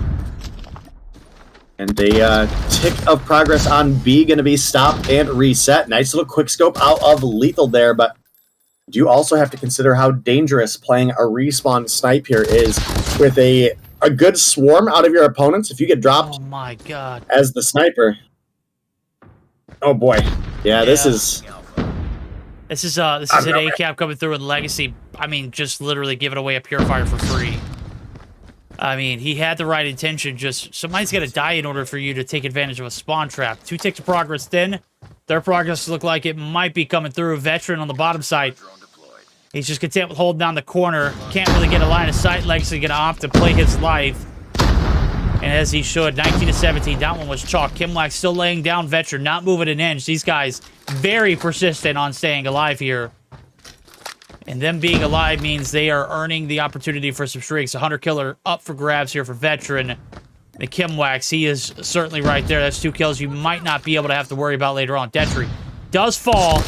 Carlos going to get dropped, Kimwax as well. So those streaks earned off of it. 18 to 12 to life count. Still 2 ticks of progress. Minute 30 on the clock. All right, well, things keep rolling here. Again, we need to see one of these teams find themselves an advantage when it comes to the offense. And gotta admit, it is going to be a difficult thing to do. I mean, this is one of our more even or possibly even most even maps for control, but that doesn't mean that the defense does not have advantages. Right now, with a 7-life lead, we're actually in a very, very comfortable position if you are the likes of SK. And, I mean, the feed continues to be all blue right now. They now lead by 9. Well, that was going to be Kimwax revealing his position there. Lethal looking to make an impact, still rocking the respawn snipe. 15 kills on the board, but oh, he got a hit marker. Oh, that feels so bad. That was such a nice shot, too. But 3 lives remain for the side of ARP. Verdict. They are falling a little bit behind. Yep, there it goes. Okay, SK. 6 Kings. Legacy wrapping up for 2-piece. The last is surely there. So, defense standing strong 3 rounds through. Let's go ahead and hop in with SK and see if they can shake things up for a closeout. As we do our first listen in, we're going to jump in to see how this first swing on through to their attacking side prevails. Let's go. Flash right side. They're flash right side. I got one top line. Watch your pillar. Limbo dead. Life move in. Dead. One in our spawn. Nice, good trade. Yo, what am I, man? Oh. What? I can't pick it up. On you, Seth. One machine. Nice, Bob. Good trade. Red legacy. Oh, yo, red lethal. He's moving. He killed himself. Nah, this nigga's ass. Our spawn. One top line dead. Yeah, one is AC. Laundry step. He's calling something in. He's calling something. No, the guy in our spawn dead. Nice. I got one. Oh my god. Still there. Top laundry. Be careful, top laundry. Bottom right there. No! Yo, too big. Kitchen, one tap dead. I need a This smoke is on. Oh, my shot did not register. What the fuck? I think you just ass. Black man. That's pretty mean, dude. My bad, bro. Black man Nice, dead. good tap, boys. Good tap. Slow down. Rough lives. And got 2 minutes. You got 2 minutes. He's... Black man dead. One money left. One kitchen here. I have a spare. Let me look. One shot. All right, ticks progress go through. 19 to 14 in the live count. We got ourselves a game here. Could shut it down. A is the primary objective now. 2 minutes of time roughly to work with as well along with it. Legacy's on a burner now. Yawn! Just going to be caught in the Vendetta path. As we see 6 Kings might be able to shut it down. Day comes. Those guys sound like they're having a good time. They certainly do. They sounded pretty confident, if you want to be honest here, but 3 life advantage, definitely something that ARP can bring back. You also have to keep time as a factor, but with a minute 30 on the clock, don't think that's going to be the case. I think one of these teams is going to run out of lives, but we'll have to see. Just like that, we're down to a 1. Make it 2 life advantages. Legacy's able to find a follow-up as well. Now, Vibin trying to put the nail in the coffin, but gets traded out. Lost here for the refrag on the veteran. Coming down to the wire, and there it is. Kimwax back on the map, and that is the last respawn. Yawn, down and out. Veteran, down and out. Oh, that's it. Carlos, gone. That's it. Oh my goodness. It. What a series. Oh, Kimwax. 1v6. Is it in the cards? One tick of progress through. Finds one the second. Too much to handle. And ladies and gentlemen, we got a 3-1 victory. ARP falling shy there in the control. And nothing shy of a miracle for this one. The SK 6 Kings locking it down. You can tell by the comms, they were very confident. And for obvious reasons. Victory goes in their path. They take a 2-1 lead in this series and 15 points off of that. So, that one was fun. That one was a personal vendetta. That one, I gotta go back and rewatch the Search and Destroy, bro. That one was about as bloody as it gets. It was nasty. It was grueling. It was an all-out war. It was a battle of attrition. It was all of the above. That one was for the ages. It absolutely was. And let me tell you, Tsunami came through and was an absolute demon for the side of SK. 30 kills on the board, Verdict, in 4 rounds. I mean, goodness. Homie was here for some blood. Homie was here to help get some of that payback. to continue to roll through for their teammate Mago, who's unable to make it here. Well, he's here in chat. I'll tell you that. I think I saw him come through a few times. Okay. Fair enough. Fair enough. Yeah. Well, hey. Might have had Callie disconnect from his camera. We'll have to ask him to send me another one of those links. But oh, there it goes. He's back. He's in full effect. Tell me, did you watch that one? Because my God, that one. I mean, those were just like 3 knockout games. Yeah, I mean, they played like it was a playoff match, right? So it was really a back and forth, especially that hard point number 1, and then we entered that search and destroy. It almost felt like Six Kings had the opportunity to close that one up, if not for the failed 1 victory clutch there for Vibin. But overall, this was a great match between ARP and Six Kings. But at the end of the day, it's still Six Kings who was able to win their defensive side at the control, going in for a 2-for-2, 100% win rate at the defensive side. And by that time that they got the match point verdict, their comms, we heard it, they were having fun and they already had so much momentum. So winning the response were a really big thing here at this match number 2 that we had. Yeah, it was definitely one of those ones that I personally felt the tension. I mean, the VCs, we didn't get a chance to jump in with ARP, but I'm sure they were hooting and hollering as well. Not going to be hooting and hollering after that one. Second time they dropped games against a team that they felt like they should be better than. Obviously, Six Kings, you just can't scuff at them. They're definitely one of those teams that if you give them an inch, they're going to take a mile, and it was clear to show. Oh, wait, someone said you didn't want to be in their VCs. Good God, maybe we didn't. Okay, never mind, just kidding. Oh, goodness. I hope they're all right. I hope so. That's not a good follow-up to here. that's not ideal. Well, honestly, if you think about what happened inside the game, I mean, ARP was like down by a lot at an Apocalypse hardpoint, and then they just continuously lost it at a respawn, right? So there should be a lot of frustrations coming along their end.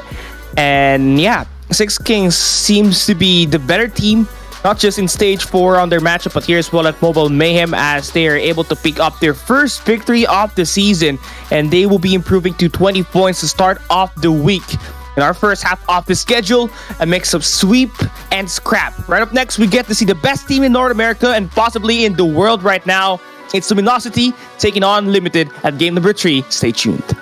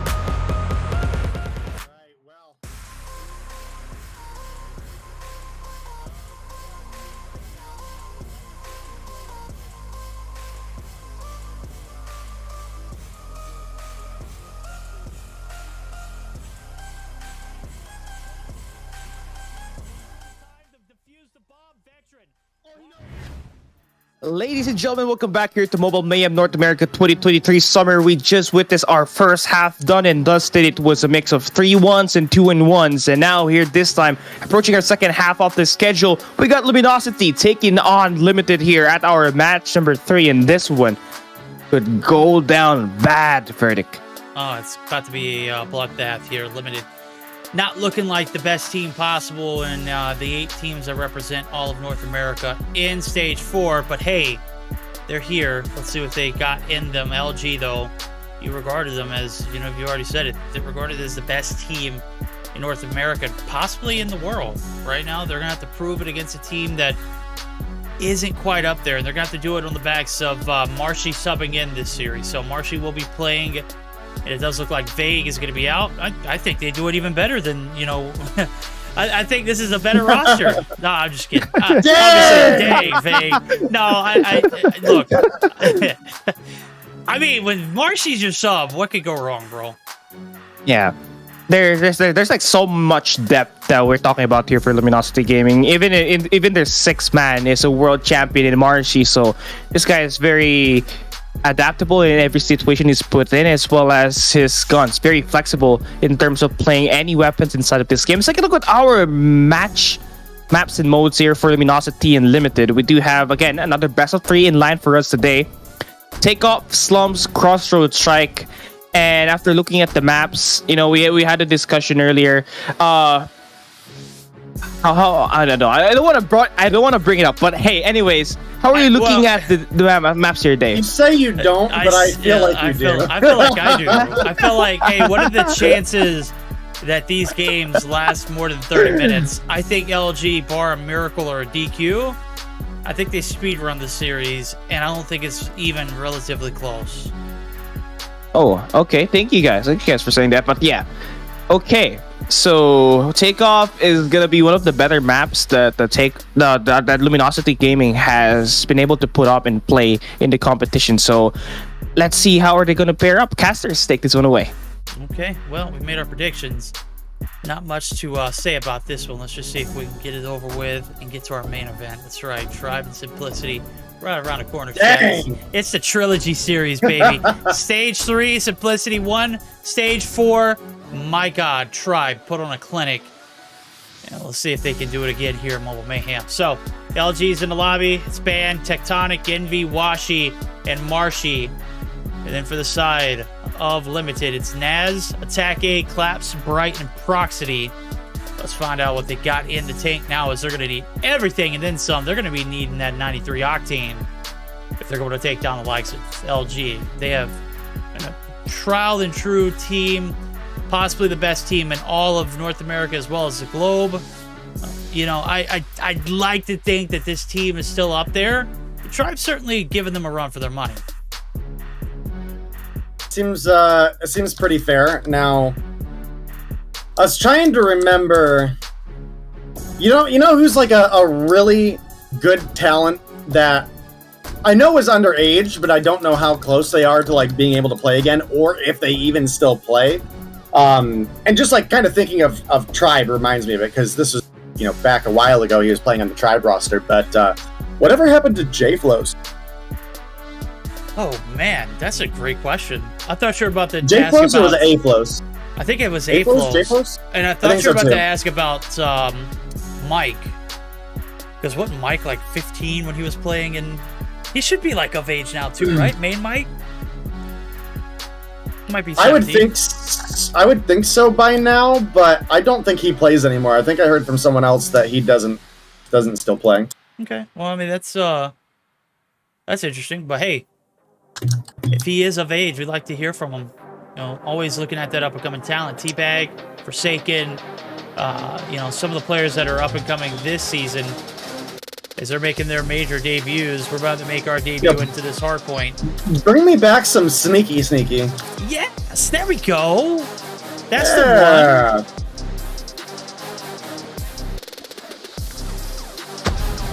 one. All right, well. Looks like we're getting ready to be underway, waiting on a couple players to connect for you guys, and we'll get you right on into the action as soon as possible. Looks like there's the connect. Hopefully we don't have any no ping, no party situation, because think Verdict mentioned it, and I kind of gave him a little bit of flack for it just on concept alone, but, you know, he's not wrong, right? The main matchup is match 4 here tonight. All right, well, that's at least the one we all want to see, right? That's realistic. That's the one we all signed up for. That's the one that is certainly going to be the bread and butter of this one. It's right now bread being collected off the hill. Washi looking for some hill time and some kills to go along with it. Is going to be biting the dust there as the hill is still going to be occupied. Oh, hello, Ban. Yep, he's him. Flicks, they're on point. And certainly the accuracy to go along with it. The smoke is going to be able to stay alive in the middle of the map. It's an all-out warfare. Banned. Not forgetful there. He remembered there was someone right around the corner, and certainly those shots that couldn't take him down is going to be the shots that he delivers right back to it. So 28-2, knocking him out right now so far. It's LG in the control. Doesn't look like it's going to change anytime soon. Doesn't look great right now for the side of Limit, but, I mean, we gotta also kind of consider the matchup here, right? I mean, this is LG, as you mentioned. I mean, you've got Marshy as your 6th man. A world championship player is your sub. I mean, absolutely goated. Yeah, you pair up the likes. Tectonic is here. You've got Band. You've got Envy. You've got Washi. You've got an entire roster that is stacked with champions and players that were runner-up. So I mean, it is certainly a talented group of individuals, and then you do have talented players on the other side, right? Like I think Bright's a good player. I think Claps is a good player, but saying they stack up to LG is just not a realistic thought. What's that word that we're looking for? Delusional. That's what one of those delusional takes. We've seen a lot of those on Twitter today. I talked about it earlier. Yeah. If you've been on Twitter, you haven't been able to avoid a few things, and well, one of those things in the mobile scene is delusional takes. They're certainly abundant in a few. Right now, the hill abundant in a few there for the boys over at Limited. They haven't been limiting themselves to, you know, losing this one just because they're going up against the side of LG. I know they're going to have to limit themselves on a break here on the P3 sites, though a secret's going to be compromised. It is going to be LG all over the hill. They're down by 6. They're going to need this opener to be big. Envy looking to hoist down the spines. And surely enough, he does it with the sword in hand of the Bright Blade. Nonetheless, he drops. And LG right now are crumbling. Marshy, the last one in sight. Tectonic not having the best game. And they're getting flushed out of the spawns altogether. All right, well, let's say Limited coming through, actually having a big opening performance in this game, but I do think it's only a matter of time unless they can prove me wrong. Naz gonna find one onto Marshy. Bright gonna answer with another onto Washi, but Tech, kind of a legend himself, able to find 2 as well. Band gonna come through with the piece himself. And a pretty decent P3 hold for the side of LG here. But looks like the late break is going to come through. And that might be enough. A little bit of trickle time coming through for the side of Limited here. And, well, the early rotation as well. This could actually be really big if Proxity is able to lock something down. That's a key word. If is the big factor. Yeah, LG's on the flip side. I'm going to be honest with you. Early rotations haven't fared them well. As a matter of fact, this has been a neck-and-neck game so far. 62-62. Couldn't paint it even closer. Washi playing it to a T. Finds 3 in the feed. Gets shut down, but it is LG all over the hill. Perimeter control to a all-time high is where LG kind of stands out there. As Marshy popping the Purifier there. He's going to find 2. Scratch that. He's got a 2 combo. Not going to be able to find more than 1 on the backs of that Purifier itself, but he's just going to wait for him. There it goes. 2 more in the lineup, and they're going to be sent back to the spot. A complete wipe. Predator going to go ahead and add some more devastation to it. Call-outs are locked down. LG back in the control, back in the driver's seat, back to locking things down. Right, well, LG find themselves back in a leading position as we get ready to come through for our P1 reset. And gotta say, you've got Band way ahead of the pack right now, along with Envy, who's on 17 of his own. You look over at the opposition, and, well, similar situation, but not as many players that are ahead. Bright sitting on 17 as well. Definitely a pretty solid lineup, or a pretty solid stat lineup right? For the competition you're going against, a player that we haven't seen nearly the level of success upon. So definitely glad to see him coming alive this season. It's always good to have upcoming talent through, but and we're gonna find 2 on a pred. Marshy gonna make it number 3, number 4 in the feed as well, and well, Marshy is all EMP'd up. All EMP'd up, Tech. All War Machined up. He's gonna play some hill, but that thing is a load to lug. And he's gonna get killed in the transition. So 123 to 65, LG. Never doubted, but I mean it was pretty close rolling into that P4, and then things just kind of busted wide open. You think Band and Marshy and Envy all for frying out. They are kind of just kicking back and playing the roles that you know you need. You need your anchors. You need on a map like this. More importantly, a lot of slaying on the outskirts and the perimeters. And surely enough, Tech and Marshy are going to get involved with some slaying of their own. So rolling over down to P2, the lockdown on the staircase. Marshy and Washi all over for the time being. I'm sorry, that's Band. Marshy's not that far along. Bright going to pop the op as well. Going to be good for 1, make it 2, but not going to be enough for the break. It is going to be, however, contested highly still by Claps, as Washi does respawn and find himself on the top of the staircase. Right, well, lots of action going on in this match, and it's going to be LG maintaining this lead right now, but this P2, the second half, looking pretty decent for Limited. See Marshy making that flank from behind. Should find a free one onto Proxity. Make it 2, make it 3. You've got Band coming through with a 4th kill in the feed as well for this team.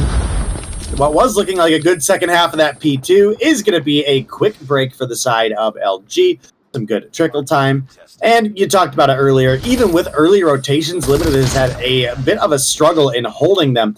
So I have to see if they're able to have some better luck this time around, as well as we got to see what we're going to be playing for on the EMP out of Marshy here. The other score streak we have available for Band and Washi is going to be a shield turret. So optimizing that low score streak strategy we talked about earlier, where you're able to loop streaks and kind of provide support in the team in that way. Yeah, well, they're providing a lot of support here. EMP does come out to play. Attack A.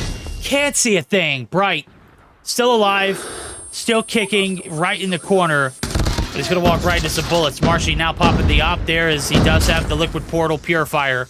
It's pretty. It's got a lot of shiny and moving objects, and moving objects is a target. It's Proxity. He's going to test his luck. 3 down. Naz finally able to shut him down. Marshy just pulling out the flames to devastate this roster. 10 seconds left to go here on this one. Might be able to break the 200-point club here. And Limited going to be kept under the 100-point bar. They need to get the setup, and surely with Tech going ham here with the War Machine, it ain't looking too good. Yeah, not at all. Over 100-point lead right now for the side of LG. We got another player bringing the War Machine to the table. That's going to be Tectonic. So I'm glad to see this coming through a lot more in the meta. It's obviously very map dependent, right? So we'll see as we keep rolling here. But Tech doing a great job of holding down the top. Not only is he just absolutely fragging out, but he's got a Predator missile as well. There's another big 2 to make it 5 in the feed. Oh my goodness. This is like disrespectful on this P4 right now. Yeah, Tech shaking things up, man. He's making players move, and I gotta say, gotta love shots. Straightest shooter in the West is what they say. My God, is he wild with it. P4 lockdown, 20 seconds left to go. Not enough time to get the job done here in P4. We're going to get another set of hills, though. 91 points going to be earned, definitely earned by the side of Limited. Not necessarily going to be making that 100-point club, though, yet. 10 seconds still separating LG from victory so far. It's been a picture-perfect one for them. P1 about to open up for a 3rd time around, and claw being popped by Bright. They're looking to get those 10 points in. It does look like they are going to be able to make the 100 points. But, I mean, even a miracle couldn't save them from this game. Oh my God, Marshy, that was madly disrespectful, bro. Off the top rope, jumps, gets the kill off the balcony site. My guy's sitting on 30. definitely that is a rather rough situation, but even more rough than that, 9 points away from victory for the side of LG, and, well, Limited kinda got clapped during this match. Now, Bright put up some big numbers as far as the kills go, but, man, obviously not a lot of objective time for pretty much everybody here, and that is not to say that the effort wasn't there in the side of Limited. They actually had some incredibly good rotations trying to grab an advantage in any way that they could. The raw fact of the matter is they just got broke so easy. Broke like and a wild that horse. largely goes, yeah, I mean, it largely just goes into the fact that LG are just a much stronger slaying team. Well, you know what? That's all going to be in vain. We got a DQ coming through. Oh, no! Like wild horses. That's right. Washi sold the bag. He used a Grinch Wreath Havoc skin. I mean, look at it. It's disgusting looking. Look how ugly and hideous the skin is. Look at all the lights and trinkets. Actually, it's kind of dope. Like it. Pog. W usage there from Washi. Not going to get them any points there in the long run, though. It is going to be a map 1 DQ, even on the backs of a 250 to 101. LG sold a bag. Not quite as bad as the side of ARP did in their opening hard point, but still pretty bad. This one definitely going to be longer than 30 minutes. Thanks, Washi. Thanks, Washi. Indeed. I already closed out of it, but it did look like we had the Cosmic Silverback as well. Is that true, or no? We didn't have the Cosmic. No, that's actually an astronaut suit. I closed out of it, so I couldn't see it, and the stream for me hasn't caught up yet, so I couldn't double check. That's Marshy. But, I took a look at his at the beginning, and it was like, I mean, you couldn't help but look at it. He looks so clean. That is probably the cleanest skin I've ever seen. I don't mean like clean as in good or great. It just looks like a very clean, renowned astronaut suit. Well, okay. I see it on the screen now. Yeah, that looks like something Marshy would wear too. That's kind of funny. Yeah.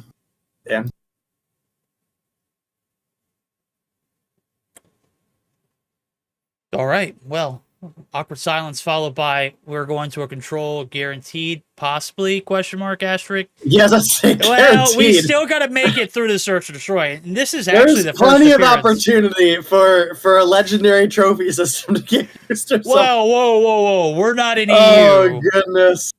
We're not in EU. All right, guys. If you're taking bets on Limited taking this series, I'll be. You might get paid dividends.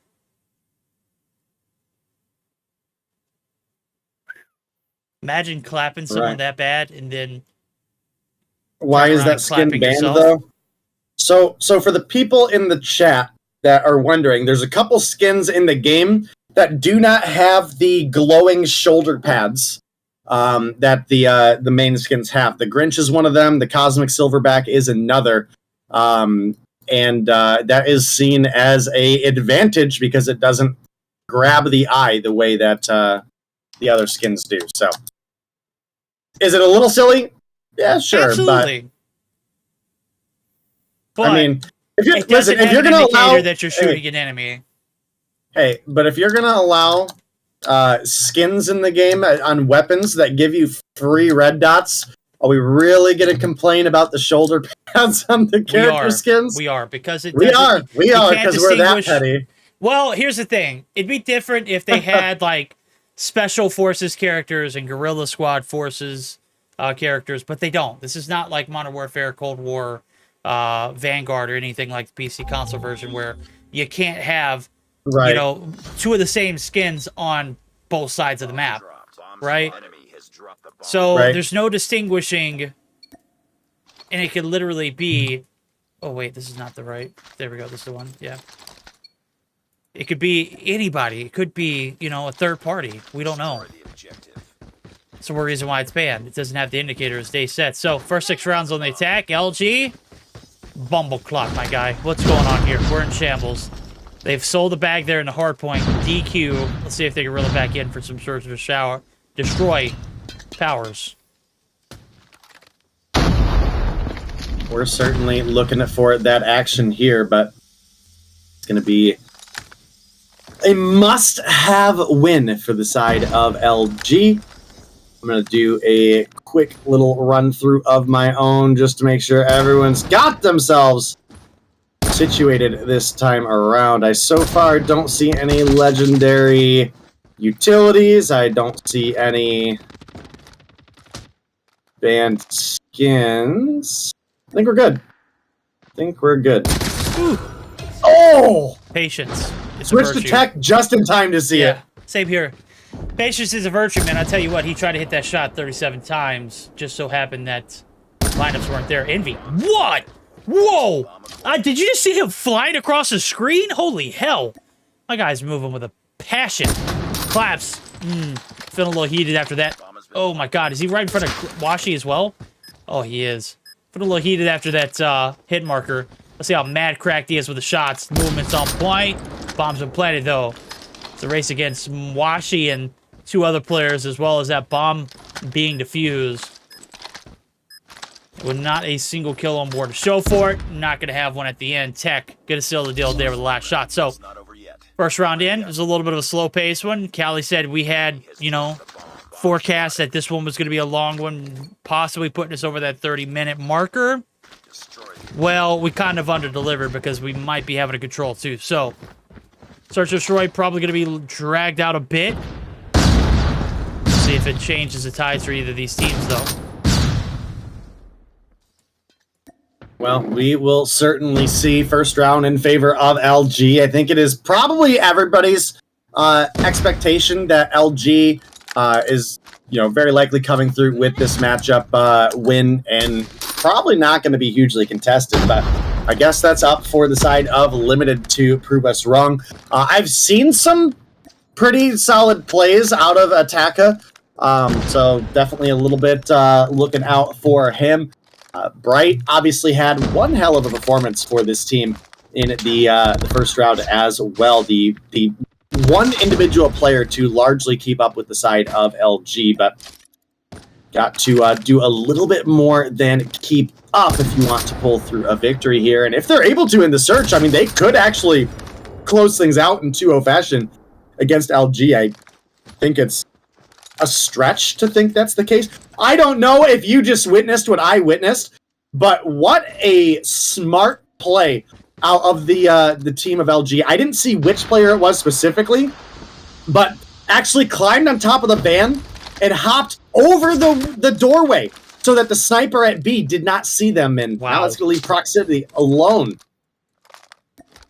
Oh my god. Oh, good shots. Bomb's still not planted. 22 seconds. They got to make a play. LG looking to go ahead and get that down. Tech trying to give the illusion that, hey, we're not going to be saddling up here. And certainly he's just playing for some positioning. Proxity going to go ahead and fold and wrap around the backside. The positioning of this bomb could be huge. It looks like Envy planning it for the attacking spawns. Proxity right on the front side. He's got to take down 2 demons in order to get there. Can't get past the first. The 2-0 lead. Again, long dragged out rounds leading to, 2v1, 2v2 scenarios.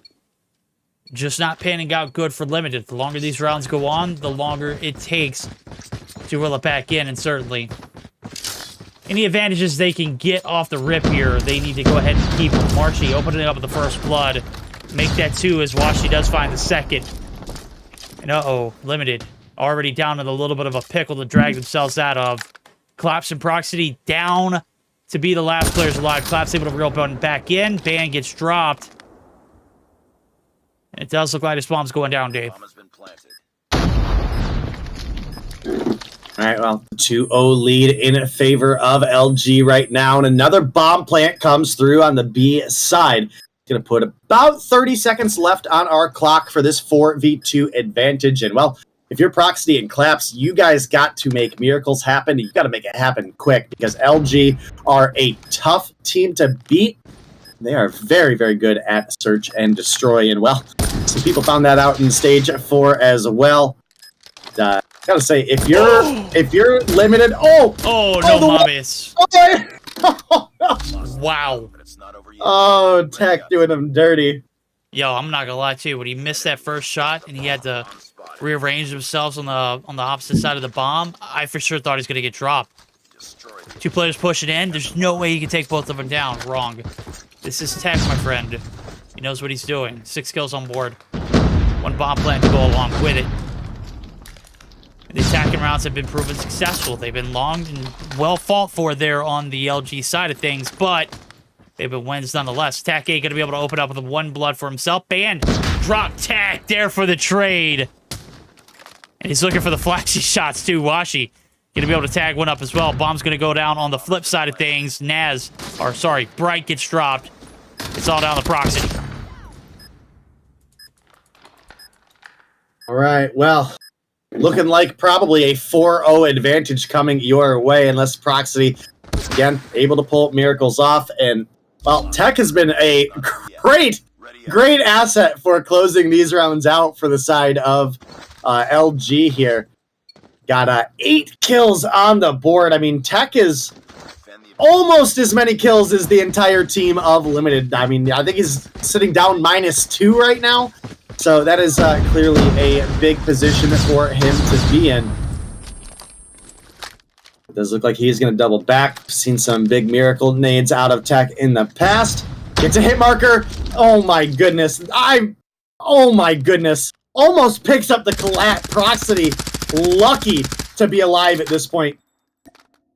Down. Tech, look down. Tech, look down. Oh goodness. Oh, dude, if Proxy would have got turned on there, I would have left. I'd have left. Okay, well, a lot of promotion in chat. Got to give a huge shout out to the gifted subs. I don't know why Vibing got all 4 of them, but 1 down left to go here. LG looking like they might get dropped in this one. 5 rounds flawless could be. Collapse. It's absolutely dumpstered. It's a travesty. Bright. Now left to clutch it up. I think they have spotted the bomb. With a minute left to go, Washi doing everything he can to make sure this round gets clutched by the boys. Let's see what he can do. Bright's already made his wrap all the way through. Blue bomb now going to be picked up. Let's see what Bright does as soon as it is indicated. A little bit of space being created. Washi not going to have the right caught time. And look at this. It's a freebie. Bright has all the time in the world to wrap all the way through the bottom of the map. And certainly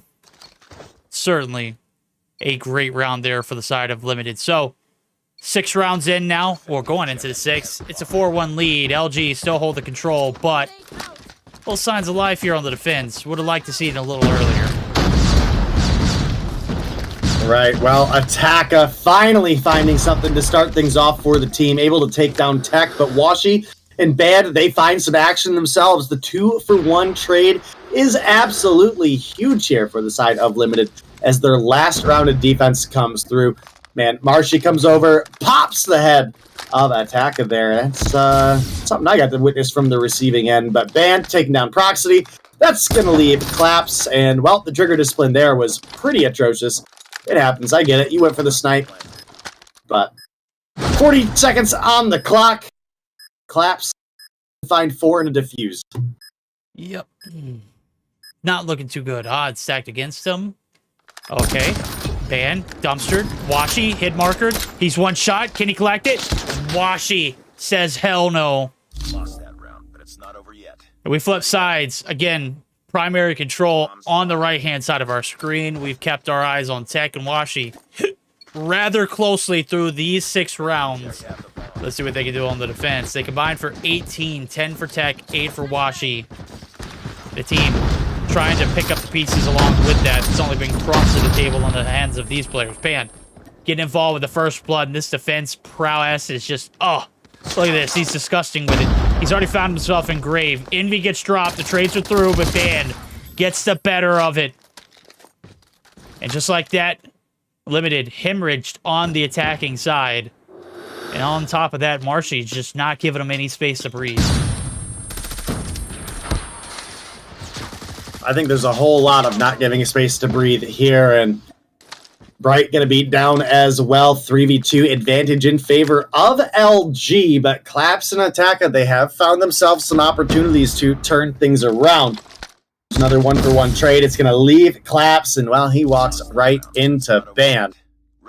6-1 map point coming through for the side of LG. Keep in mind, guys, we did have a DQ in Game 1. Here we are for Game 2, and that is going to potentially send us into a Game 3 situation. Claps. Big kill to open up onto Marshy. We'll have to see. Maybe the attack will just be better for the side of Limited. But LG, we know that they could bring it on any map in any situation, right? Oh, yeah. Yeah. Take a look at this one. Pressure. It makes diamonds. It also crushes people who are not worthy of it. And certainly enough, Envy looking to put the pressure here on Proxy. He's able to scoop around the movement. Is able to save him alive. Envy the last hope. 7-1 or 7-2. Well, 6-2, rather. Claps. Last player alive. Nobody knows where he's at. And he's got the perfect positioning. He doesn't, however, have Envy dead to rights. And surely he's going to have to make it a plant or defuse, rather. Oh, my God. Claps doesn't see him. Envy sticks it. We are done. 7-1. We're heading to control. Thank God. LG put this one away. This one was a long one. A little bit of a drag. But it's over. Yeah, it is indeed over. Verdict 7-1 lead, or 7-1 victory, rather, I mean, coming through for the side of LG. A big shutdown that they needed just to kind of make up for lost ground. And while they will likely still come through with a victory here overall in the series, am a little bit sad to say that it hurt their possible point outcome. Obviously, the 2-1 victory, only good for 15, not for 20. So, Limited, they've got themselves in a good position. They, no matter what, leave here with 5 points. They've got to find a way to overcome LG when it comes to control. Maybe pick up a 15 for their side, but it's going to be difficult. Obviously, LG, one of our top teams in not only the region. I believe that this is a Stage 5 Grand Finals worthy team all day long. Okay. Is that fair? Hey. Feels fair. These are your words, you know? Stand by them. Listen, I felt like it's fair. There's been plenty of hot takes on Twitter. This one's not a hot take. This is fact. This one's, yeah. Yeah, you're not spitting anything we're not thinking, right? This LG team has, it's been bred for destiny, greatness, bro. I mean, if this team doesn't make it to Stage 5, it'd just be the biggest upset of COD Mobile history, right? I don't think it's going to happen, though, bar a just god-awful, series of unfortunate events. Even then, I don't think it can hold the squad back. It's just got so much talent. I mean, there's nothing that could happen that could prevent LG from making it, unless they all got outs for hacking. And that's just not going to happen. Obviously, they play on a Stage 4 build, and we've seen them in person, so we know what these guys are capable of. These guys certainly are destined for greatness. We'll see if the greatness leads to a 2-1 victory or 2-1-0. Ultimately, the fate is in their hands because the only team that has beaten them so far tonight is themselves. That's how OP they are. All right, well, we're just waiting on one nerd to get ready, and there it is. Getting on into the action here. Control on Crossroads Strike coming your guys' way, and well, I think this is going to be an opportunity for a big showing out of the side of LG, because we do have defensive advantage in favor of Limited here. And honestly, Verdict, I just am not sure that it is going to make a big enough difference. We'll find out. We're going to jump into it. Last game of this series, 100%. Naz, open up the first blood. Fire is occupied. The defense locking it down. 2 for 2. Going back and forth. And a massive feed in yellow. It is going to be getting out of the spawn. LG, they have gotten control of the fire room to go along with it. And the PDW? Oh boy, do I miss this meta. It's surely a meta in my hands, but it certainly looks good in Marshy's. He's going to be able to find 4 off the rip. The combo leads to a Hunter Killer that does get burnt. And boy, man, trolling Marshy. Come on. Tectonic's just trying to cap the point. You're just like jumping up and down in front of him, obscuring his point of view. Come on. All right, well, does seem like a pretty reasonable statement, and the slaying power is clearly and heavily in favor of the side of LG right now, as they lead with almost 10 life advantage right now. capture looking to come through on A here. Just a moment away. There it is. And with double the lives remaining and extra on top of that, LG looking to dominate in this. Yep, they are certainly dominating. Map control for days, hill time for days, control. It's the name of the game. It's also what the side of LG have. Washi, going to be able to find another one. Marcy snaking it on out. They're trying to get around into the spawns, but you got to cross that intrepid bridge. Claps on the outside. Hello, it's a Lunar New Year in the form of the PDW. At range, it hits 2. God, attack 8. Almost gets doused. It's only being good for the assist. 7 kills on board for Marshy. He's working miracles over here with his PDW. 2 players left standing. Claps, Proxity. Do you have what it takes to shut down this LG roster? Well, you've had ample opportunity so far. Y'all combined for 7. You're going to need 2 times that amount just to get the job done. On top of that, 2 are stacking the B point right now. Nonetheless, they don't need it. Half a tick of progress going through. Gunny's 1 on the other hand. And it is LG a very convincing opening round.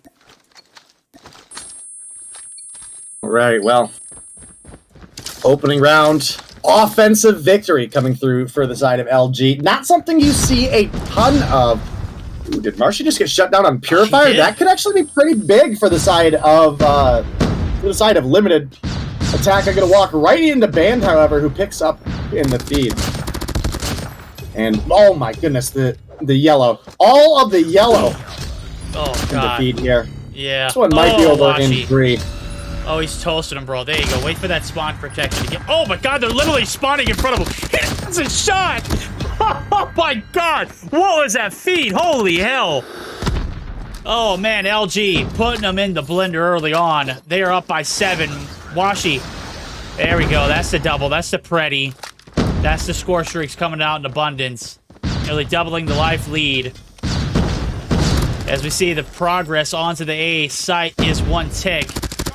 And that will be about it now. 9 lives left to 20. Claps is going to get dropped. Washi continue to put the gas pedal down. And my God, there is no signs of relief there for the side of Limited. They can barely make it out of the spawn protection, Dave. All right, well, I mean, we're looking at a 17-1. Man, it is really hard to be nice about this. I mean, you look at the lineup and you look at Envy down at 6 kills, and you're like, you're stomping them that bad. Yeah, well, you know what? Washi has 25 kills, bro. Whoa. Hey, you know what? He's just trying to show that, I'm sorry, Vertic and Day, that I caused the DQ when we're seeing this game 3. It's all on him, so he's got to show out. Sitting on 25, Grab Vortex is going to steal that kill from him. Surely enough, he was not missing any of those bullets to begin with, so... Listen, without it, yeah, hey. I wish you would have watched what I just saw, and I'm not going to put any names under the bus. Throw him out there. You want me to? All right, so Ataka pulling out the War Machine, absolutely just lobbing him across the map with absolutely no rhyme or reason, just hoping for Oh, man. Absolutely broke me, dude. Oh, goodness. There's kill number 30 for Washi. He has effectively cleaned out an entire round by himself. Enemies by himself. Absolutely disgusting. God, LG's pissed. And, yeah. They didn't want to play game 3. No, they didn't. And I bet you Tex got him brought up. He's like, bro, we're going to close this out 3. What are y'all doing? Get your heads out of your butts. Out of your rear end. Or out of that Grinch suit. Whatever suits you best. Washi. Last time we hit a clip, it was 6, and he missed. He ain't starting out missing either. There it goes. That first one in. He's only got 10% left, so at some point they're going to have to show up. Nonetheless, it does expire. 1 tick of progress on both points. 13-8 and a life lead. Right-hand side, Proxity's the only man in double digits on the left-hand side of our screen. Everybody is getting some if they are rocking LG. Marshy looking to redeem himself for the first time. Nope, that ain't happening. Man, every time he pops his Purifier on a cold map, he just gets iced out.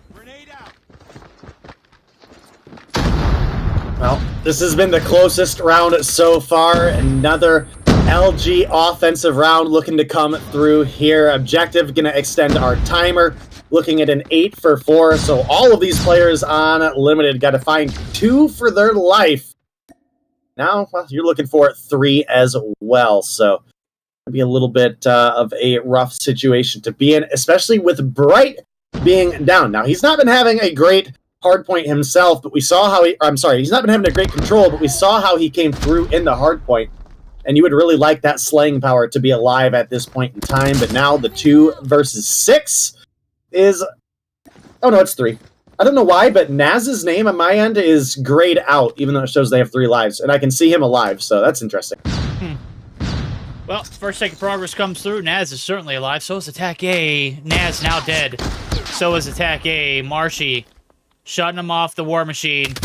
Proxity, the last hope. 1v4. 2 takes of progress. They're sacking the hill. They're winning the gunnies too. Tech gonna go ahead and put this one out of their misery. Should have never got to game 3. Watch them come back and win. Not now. Good God. That was a beatdown if I've ever seen one. We got a game 3, but what cost, chat? At what cost? The dignity of 5 players on the left-hand side of the screen. A brutal one. And back-to-back slumbers there. LG flexing their muscles, putting them down easy. And Washi dropped 33 kills, bro. I mean, that's unheard of. I don't think I've ever seen anybody in the history of COD Mobile Control Competitive drop 33 in 3 rounds. It's just unbelievable. Averaging 11 kills per round is just, I mean, downright disgusting. That is pretty wild. I mean, we've definitely seen players hit 30 before, but I mean, we're at that point talking about this was 4 or 5 rounds, you know? No, 3-0 Washi, almost doubling the expected amount of kills for that kind of break-even point, right? So that's...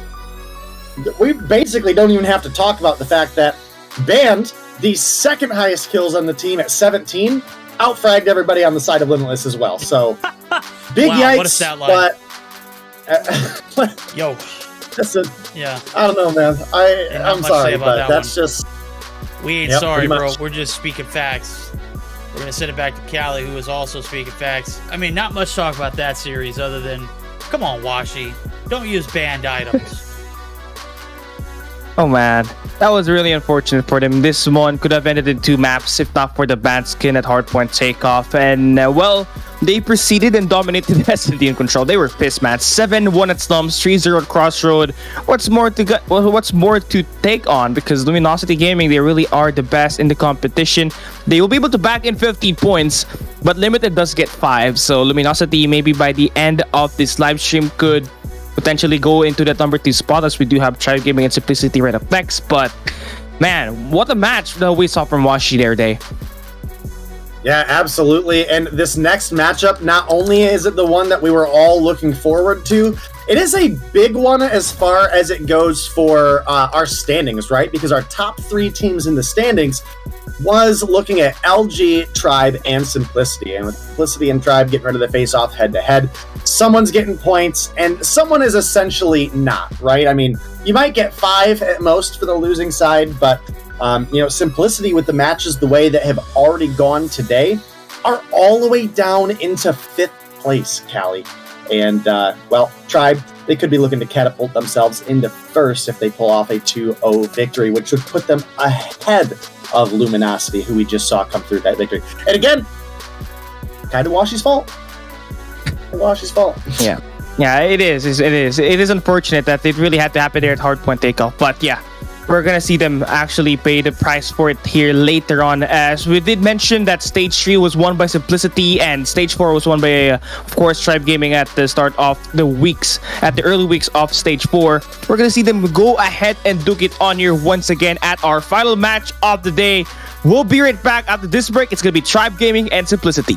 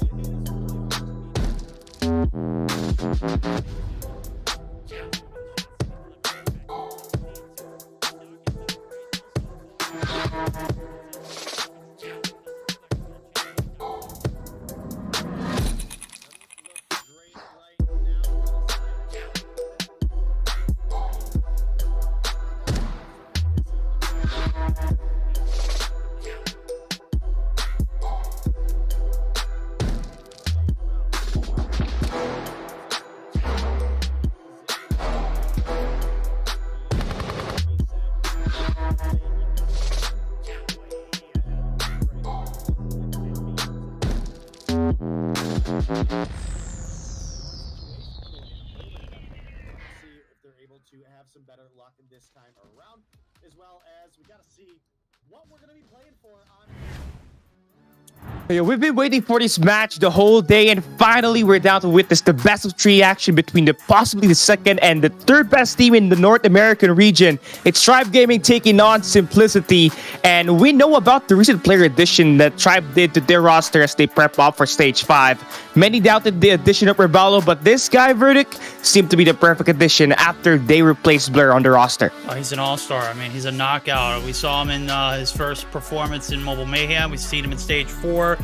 Man's just built for tough, and that's not an ad. That is just an absolute fact. Guy is literally playing well past his abilities. I don't know where this Reballo came from, but please stick around. He is something nasty to watch. Yeah, I mean, this Tribe Gaming always know which player to actually pick up, and I mean, Reballo is going to be the perfect piece for them to absolutely steal the show on Stage 4 for the North American region. But we can talk about the third best team possibly in the game right now for NA as well, in Simplicity. And now they have Blur on their roster day. What could this imply in terms of the team's chemistry? Because we know Blur came from Tribe and we know what his capabilities are, but do you think he can really make a great impact here for Simplicity? I definitely think so, right? I mean, this is a group of players that are all very, very strong. You've got Cartels, who for a couple seasons we mentioned was a upcoming strong talent. I think he came through and proved that. We have Pepe, who's been a runner-up in some of those high levels of competition. You've got Kings, who is a player that really came through and broke things in the meta. You've got AO Raf, who's been having some great performances.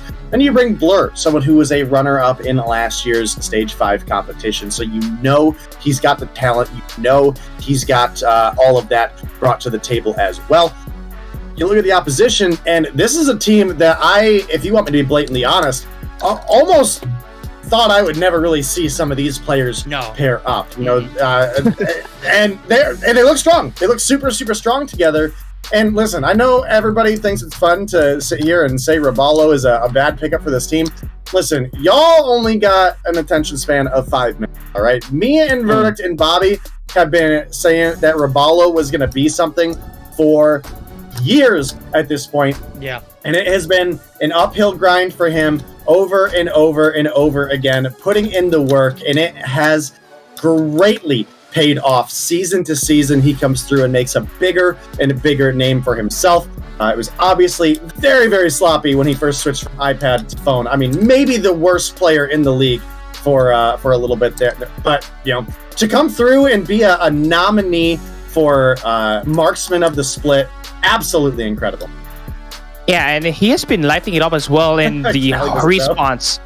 And yeah, I mean, Reballo is definitely that key player that Tribe really had to acquire in order for them to reach another, you know, the potential in their gameplay. So let's take a look at our maps and modes here and see what does this game have in store for us. As we talked about it earlier, that these squads have the potential to go down to a map number 3 if we're not going to see any DQs here at all. Hardpoint number 1 going to be a takeoff, S&D at standoff, and it's going to be a repeat of what we had on that third match of the day. Control Crossroad Strike is going to be our match. So after looking at the map that's been laid out here for the day, Verdict, how's the split looking like? Is it going to be favoring for Tribe or favoring Simplicity? I mean, it's got to be convincing in this opening hardpoint. Simplicity, well regarded as one of the best hardpoint teams in the North American region. Tribe, however, have been locked and loaded in pretty much every game mode, but especially in Search and Destroy. The recent acquisition of Rabalo, that might actually put them over the top. I think this one favors a swift 2-0 in favor of Tribe, but it's all about execution. Simplicity, they've got to be very convincing here in this opening takeoff. Okay, and it has to go through Kings, who's been one of the key playmakers in playing that hard point for the squad to absolutely activate their momentum as we hop into those P3 to P4 on this map, knowing that it's going to be a place where you have to go and settle those early rotation. And, well, for this S&D standoff for you, Dave, who do you think has to be the playmaker for Simplicity? For Simplicity, I gotta say it's gonna have to be probably Blur, because he just brings the most experience to the team, and we need to have him kind of lead the pack just based on the difficulty of opponents that we have, right? That's absolutely no disrespect towards anybody on that roster. I'm not saying, I don't believe in you guys to do it without Blur. That's not what I'm saying. But he's been there. He's played against these players in the top bit of competition. He's going to bring that experience against these players, knowing the kind of rotations that they bring to the table, having had way more scrim experience with these teams. Yeah. Way more experience with these teams playing at the top. I'm going to chop that one down. Blur's not going to be he's the wild card. The heart and soul of this roster lies on Kings. Kings is this team. If he doesn't thrive, this team doesn't thrive. Blur is a wild card. If he does well, that's just going to put that team over the tipping point. Kings is the base of this team. He's also the face of this team. If this team does well, it's on him. If they do bad, it's also on him. So basically, we're looking at a... Yeah, and there's only one way to find out what's going to happen inside this game, as we are about to load into our map number 1 hardpoint takeoff. Caster's verdict day. Take this one away. Look, I love Blur. I know we've given him hard times in the past. He is not an impact player on this roster until he proves it. He has not been very impactful recent, and as of yet, he's been very emotional on Twitter as well. He needs to get his head straight, he needs to get his act right, and he needs to act right in this series, and he needs to start here. He needs to fall in line. This team has a very high structure, and when Jesus Can Save You was in this roster, they thrived. With him being out, kind of concerns me. Cartels is in. We might have a little bit of a mix-up. They're having a little bit of an identity crisis. This is not the Simplicity that we fell in love with before Stage 4 started. It is simply the Simplicity that has become because of everything around has changed. This game has evolved. Blur gets dropped from Tribe. Simplicity did not need to fill a spot, but one became available to Blur. He needs to make the most of this opportunity. All right, well, that does seem reasonable. I'm going to go ahead and side with you on that one. Hopefully Kings will have a big performance here, but it does look like we are going to get, obviously, that reset coming through and get that no ping, no party out of the way here early, because this is the matchup that everybody was here hyped for. So obviously someone must have had something on their class that they were like, oh, I don't want to pull a washi. No, definitely don't want to have that one. No. Yeah. All right. Well, no ping, no mommies. We'll send it back to the lobby. Don't and can't afford any kind of setbacks in this one. We want a no bars hold matchup. We want everyone getting it on in the right possible way. We'll see if they can do it a second time around, though. We'll see if they can figure it out now as we're going to go ahead and jump into it. It is takeoff again. Tribe, they have been hot ever since the addition of this Rabalo player. Simplicity, though, as I mentioned it again, it's been a little bit of an identity crisis, a little bit of a struggle, if I'm being honest, trying to develop, what could be with an addition of another player and maybe filling a role that they don't necessarily quite need. I think Jesus fit very well in this roster. It's all about getting, performance out of everything that you have in front of you, though. And right now, the starting 5 for them is going to be Kings, Blur, Pepe, Cartels, and Raph. Let's see what they can do. Last series of the night, it is going to be a banger. Let's go ahead and get into the action.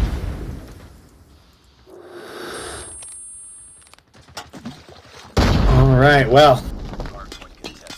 Big opportunity for both of these teams here. I think everybody would expect Tribe probably come through with victory. They certainly have to be the favorite among a majority of chat.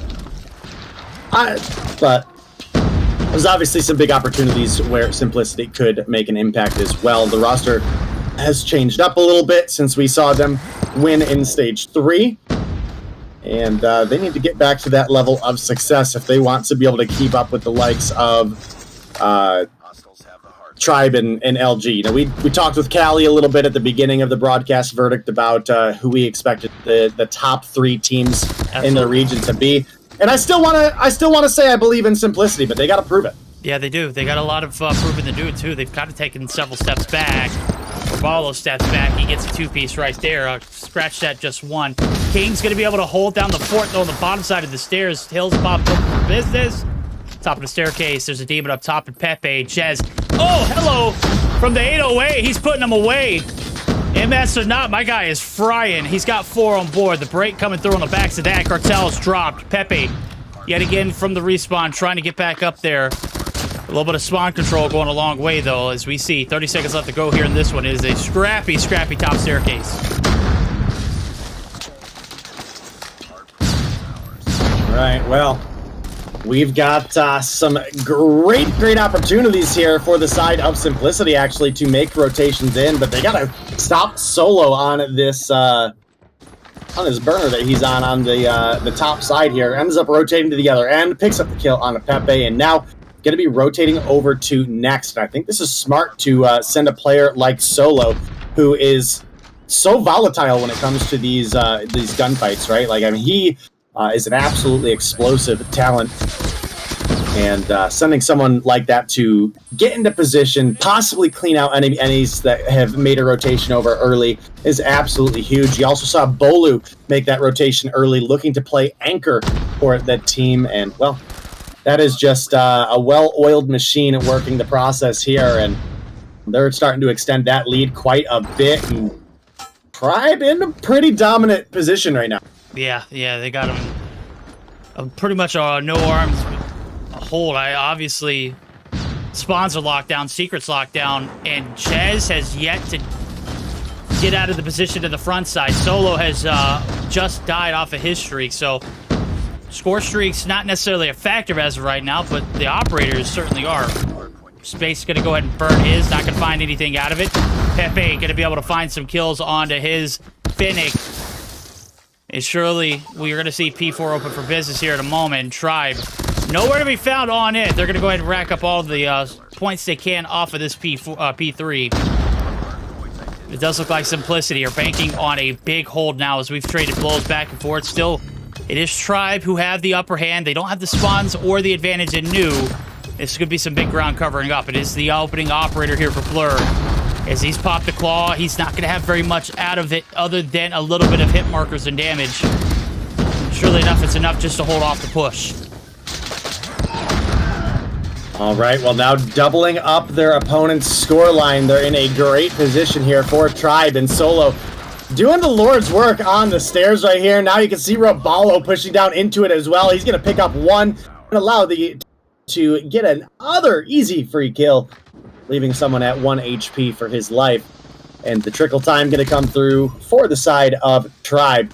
Now pushing their lead even further as we round out this P4 and we get ready for our first reset. Does look like we have a Hunter Killer used by Pepe. And I want to say that was a little bit of a waste. Some mistimed opportunity there as P4 was coming to an end. You guys had already made the break in. Sure, it puts your opponents outside, but with a 10-second timer between hills, you're not really gaining any sort of benefit or momentum off of that kill if it gets one. No, you're right, and I think the operator's being burned at... wow, look at his stick there. I caught it on Cartels. My God. Rabalo with the God tier nade. He's sitting on 16 after the first set. If you're popping ops with 15 seconds left to go on a hill, you're in the wrong. If you're throwing streaks, 15 seconds left to go, unless it is, make or break, it's an L. Streaks being burned, operators being burned. I can say the utilization on both fronts, not necessarily the best. So 150, very near for Tribe, as they're sitting 2 seconds short of it. P1, 20 seconds left to go. They can find it easily there as well. staircase is about to open up for business in the next 15. A little bit of God's work here on the perimeter control. Onto the fountain. Uh-oh. Up top in space. He's going to go ahead and drop onto the objective. Jez and Solo getting into the feed, and just like that, Tribe yet again running away with it. They are taking a dominant stance here in the hard point. And it does look like, yet again, they're going to be doubling up the points of their opponent, and then some. All right, well, Tribe, obviously a strong force in the matchup here, and, well, they are looking to prove it. This is one of those teams that we were talking about being, you know, a top 3 for the region and possibly even more, possibly the world. So we'll have to see what they're going to bring here. This is another team that I would think I would put right up there in the... This could be a team that plays in the grand finals of Stage 5, and I would completely agree with that. So now got about 100-point lead above their opponents. Obviously, you mentioned that the operator use for the side of Simplicity has not quite been all there, and that is a little bit unfortunate.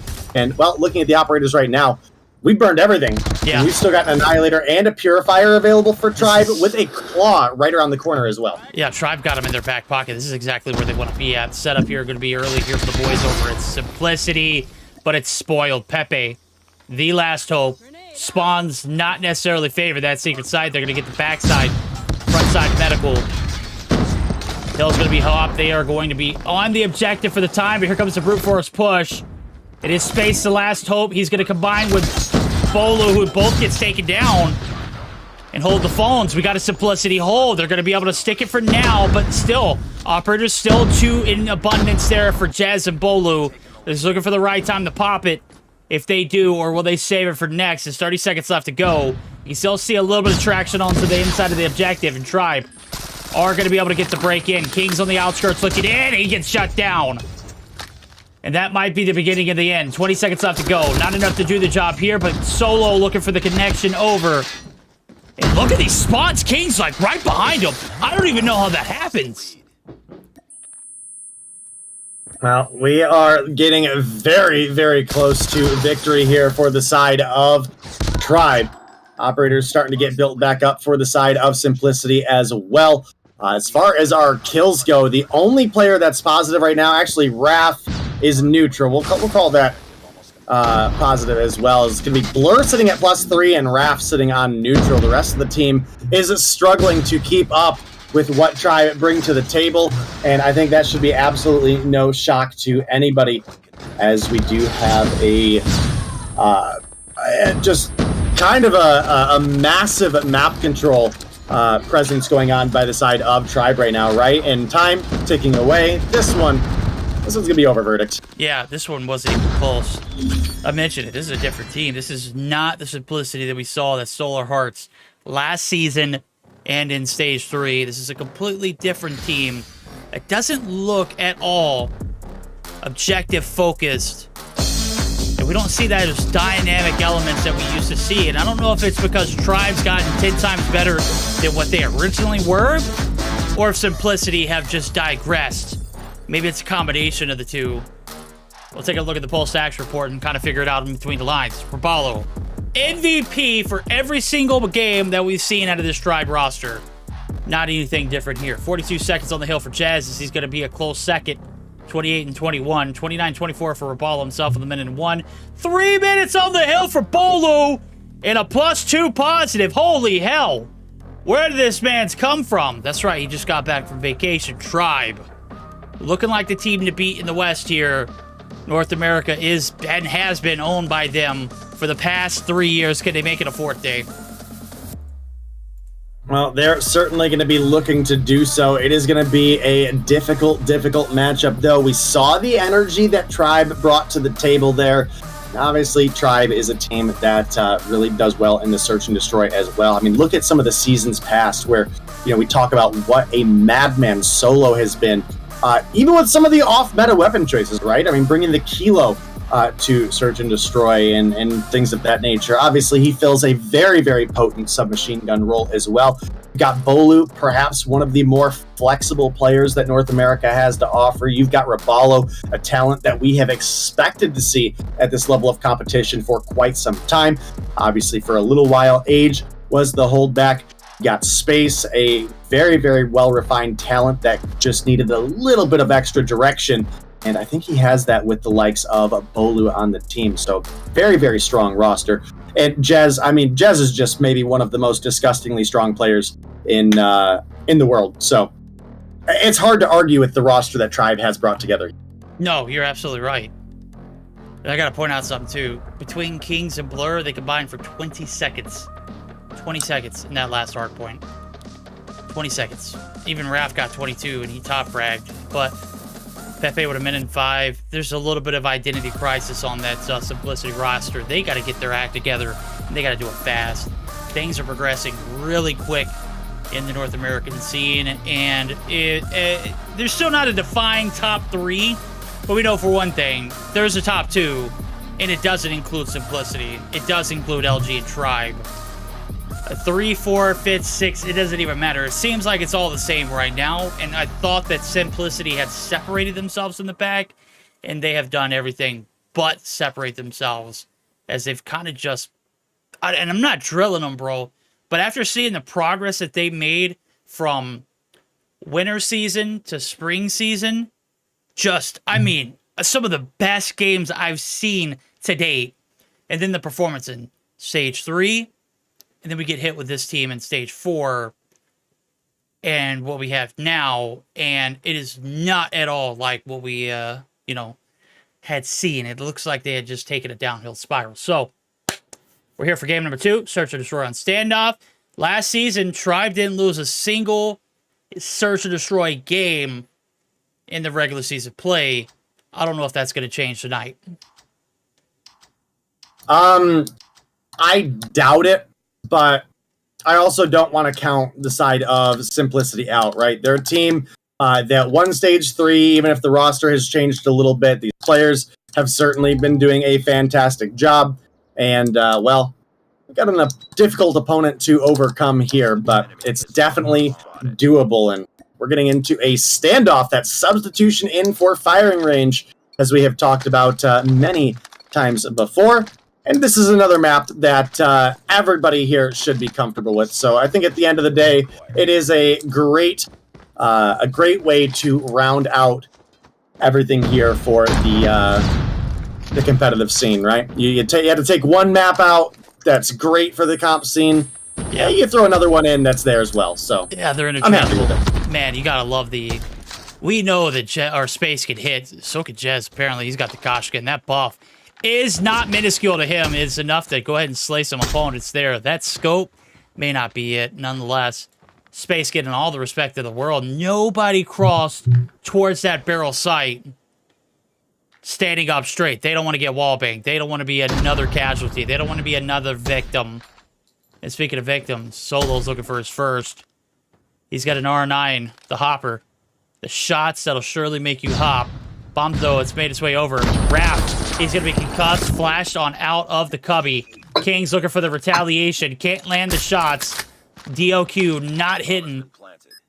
And Rabalo going to be able to find one in trade. Oh my god, Space gets dumpstered. Kings, the quick scope. Bolo on the opposite side of the wall. Will he be the next one? Does not look like it is going to come through. Solo going to backtrack, and there, just like that, they flush him out of the spawns. Pepe has a locust in hand. Oh, he's got some shots to go along with it, as well as a Finnick. Okay. Still not very doable, though. 1v2, 15 seconds.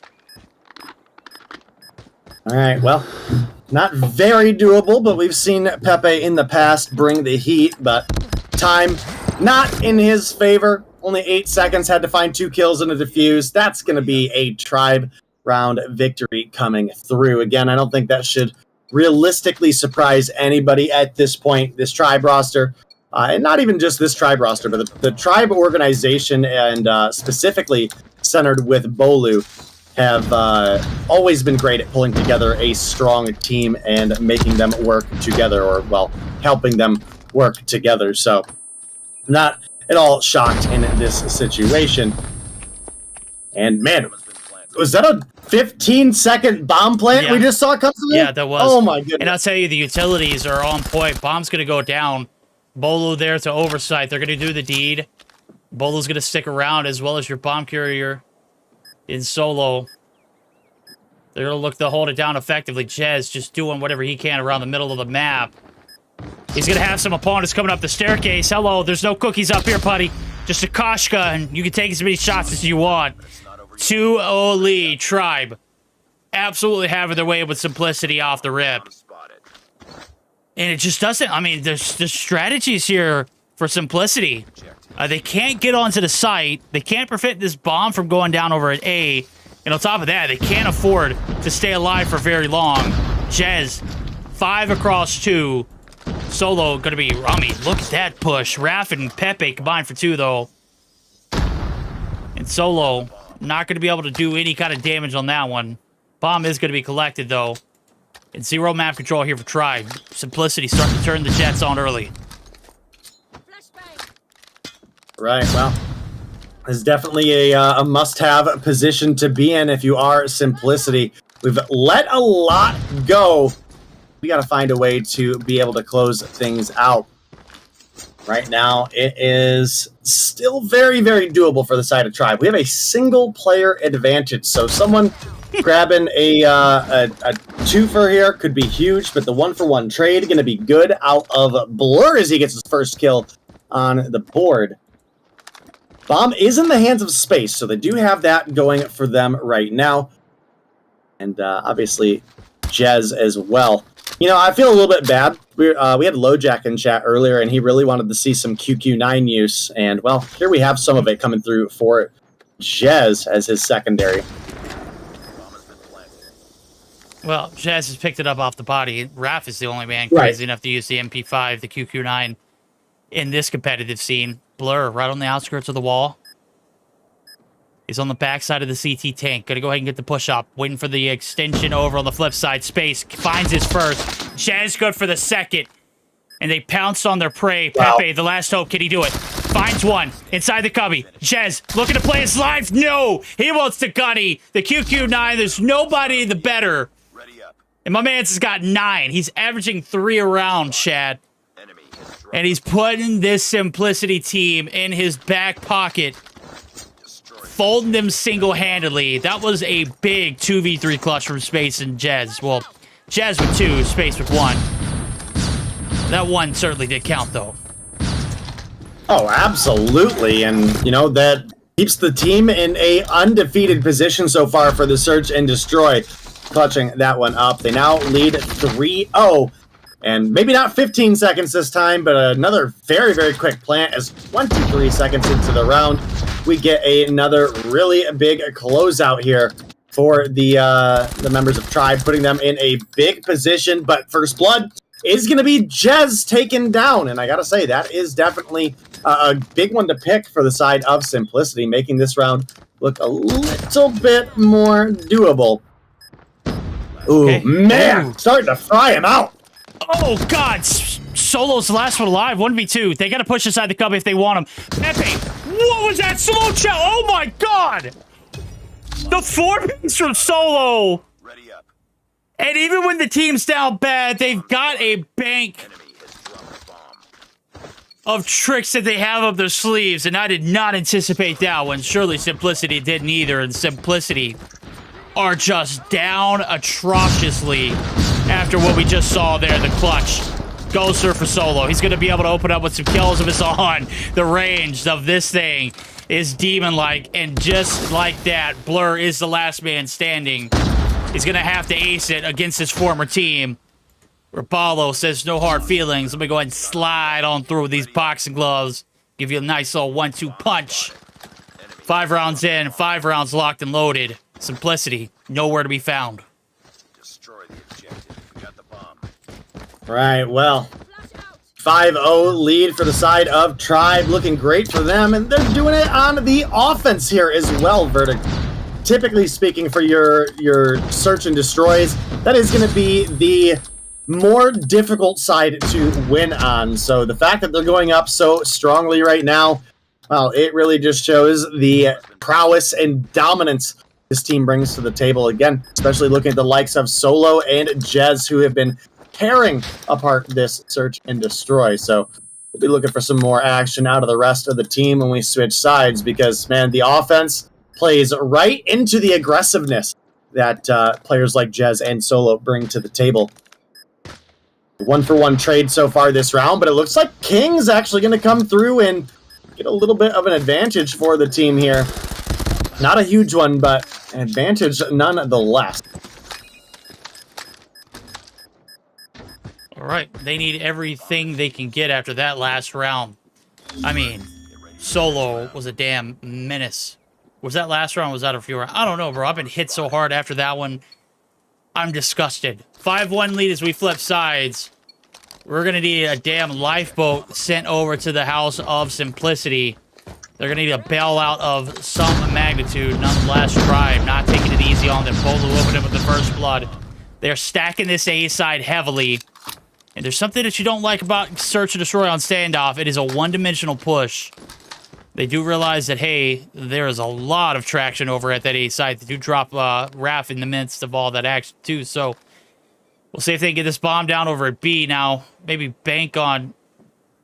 My game just crashed? No, they just kind of lagged. Thank God. All right, there we go. We're good. We're cooking. 4v5 here. Minute 19 still left on the clock. All right, well... 4v5 advantage in favor of Tribe Space, playing way back right now. But definitely a smart angle for a sniper to be positioned, especially when you have someone who's so dominant as well on the snipes. With Jez coming through 11 kills, it really allows Space to be able to sit back and guard these long flanks. So, smart play out of the boys over on Tribe right now. Bomb. Definitely not getting planted fast like it was for Tribe early on, but Pepe finally making his way up to A, and Bolo's here to shut him down. No. Solo finds the follow-up onto Cartels. Just like that, it's a 5-2, very likely going to be a 6-1 lead in favor of Tribe. Yep, we got 2 players left standing. Blur, Kings, what are you guys worth? Let's see some shots. Those not hitting. Blur, trying to get any wall bang, and my God, they're not hitting. Kings, though, he's hitting. Gets Mac Truck, though. That's Jez finding his...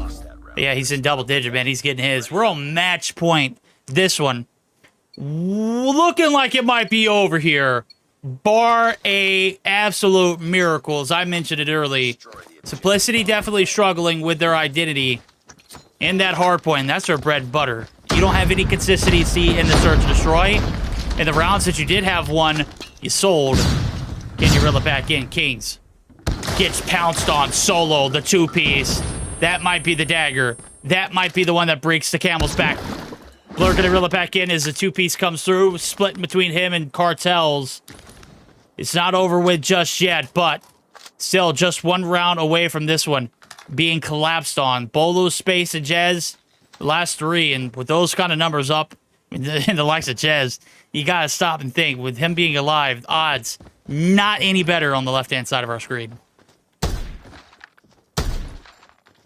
All right, well, big trades coming through here at the beginning. Does look like we're going to have a big opportunity to close things out here should Tribe have their defense hold. Bomb is going to be in the hands of Raph. As you mentioned, he's the main player rocking that QQ9 right now, so not going to be a great position to be in, but oh, he gets the slide. Cartel's here for Bolu as well. Jez is going to be the last alive. He has as many kills as the other 3 players combined, so, I mean, you got to believe in him, but yeah, he also got way more map coverage out of the side of Simplicity. Well, this is it. If you Tribe, break the line, bank on Jez hitting a miracle shot there. First one's not going to hit. Simplicity fans, just hold down the fort. Oh my God, Blur gets outs right there. Try to get the transition to the middle of the satchel tank. 15 seconds left to go. Not stalling. Jez gonna go ahead and jump. He wants the action. He's gonna go ahead and push on in. Not gonna anticipate Cartels to be there though. And just like that, we got a round swinging in favor of the boys in blue. It's Simplicity hanging on by a thread yet again. 1 round away from being match point. Well, it is match point, but 1 round away from losing in a 2-0 fashion. This is about as dominant of a matchup we've seen all night. And we saw LG just absolutely manhandle Limited earlier.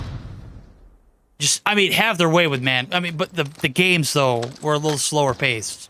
This one's like a speed run. Yeah, yeah, definitely going to be the case. And right now, looking like things could quite be getting ready to be over in a 2-0 fashion, shy of an I'm going to take beyond an absolute miracle comeback for the side of Simplicity at this point. So hard to say if they have what it takes at this level of competition. You would expect them to be able to prove it. You made a really solid point earlier in the likes of, wanting or, believing is maybe the better word more in this team when they had Jesus with them, but not anymore.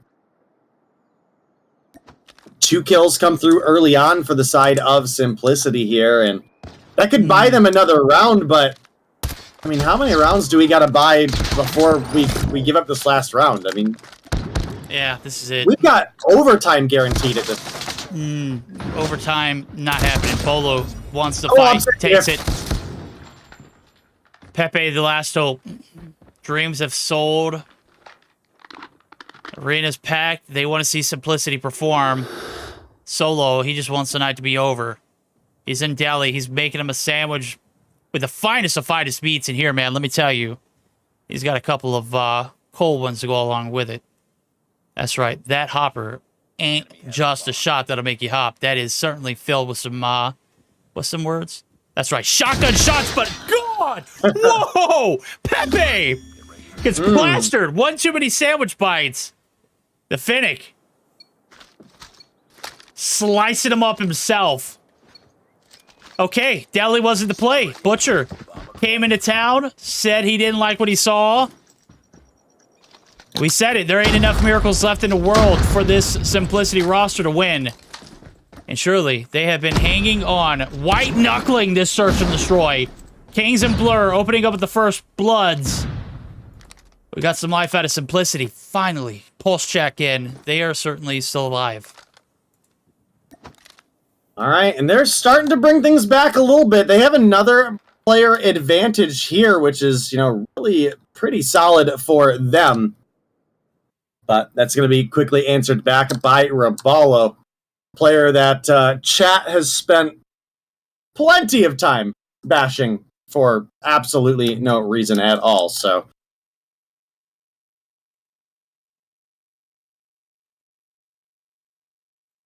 okay. Well, my we're pulling up the, no! The not right iPad. now! I know it had to happen at some point.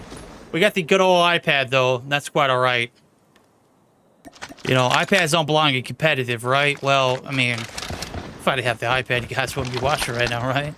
So iPads do belong. Right now, Simplicity, they're trying to figure out if they belong in a world dominated by Tribe. Can they stand out and find the win? 30 seconds left to go. Bomb is in the hands of Cartels. Blur clearing it out from the 0-4. Looking to take out the mans from Bolo and Solo. They're inside the cubby. 1 shot. Blur finds 1. Inside the cubby, still Solo. All he's got to do is peek out as soon as that bomb indicates that he is still alive and kicking. There it goes. Solo gonna go ahead and slow pounce it. Oh, no, he's not. He's going to allow him to get away. The shot's not going to go through, and that's it. Oh, my goodness. Blur's still alive.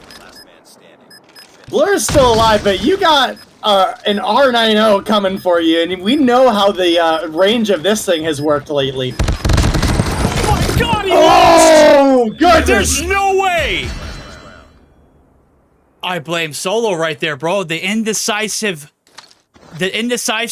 inside of the cubby. And Blur icing it up. That's what he's worth here in this search or destroy. He's kept the dream alive.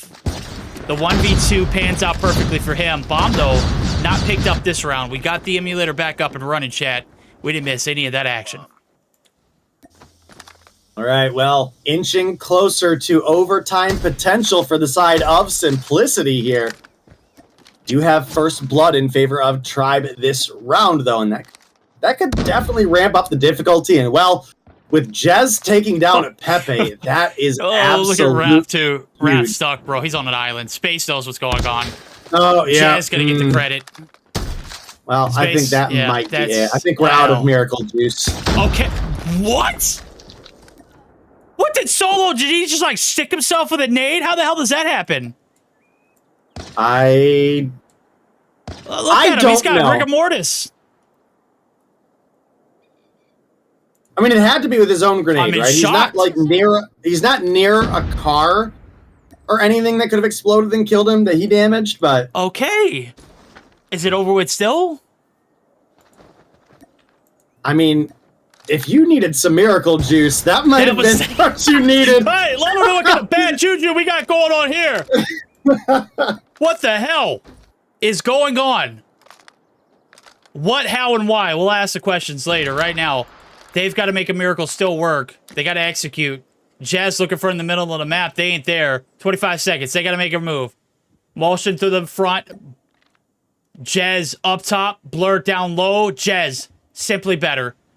Oh, he's playing with his food. They're baiting them. There goes Cartels. Yep, there it is. That's it. Go ahead and execute him if it's possible. No, Bolo's going to get the credit for the kills. Chat. Go ahead. Man. Put a fork in them. They're done.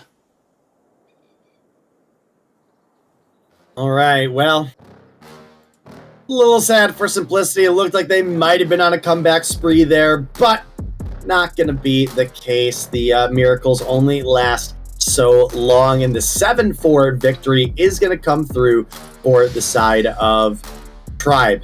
That is going to be a 2-0 victory in their favor. We talked a little bit about the scoring earlier and what that means.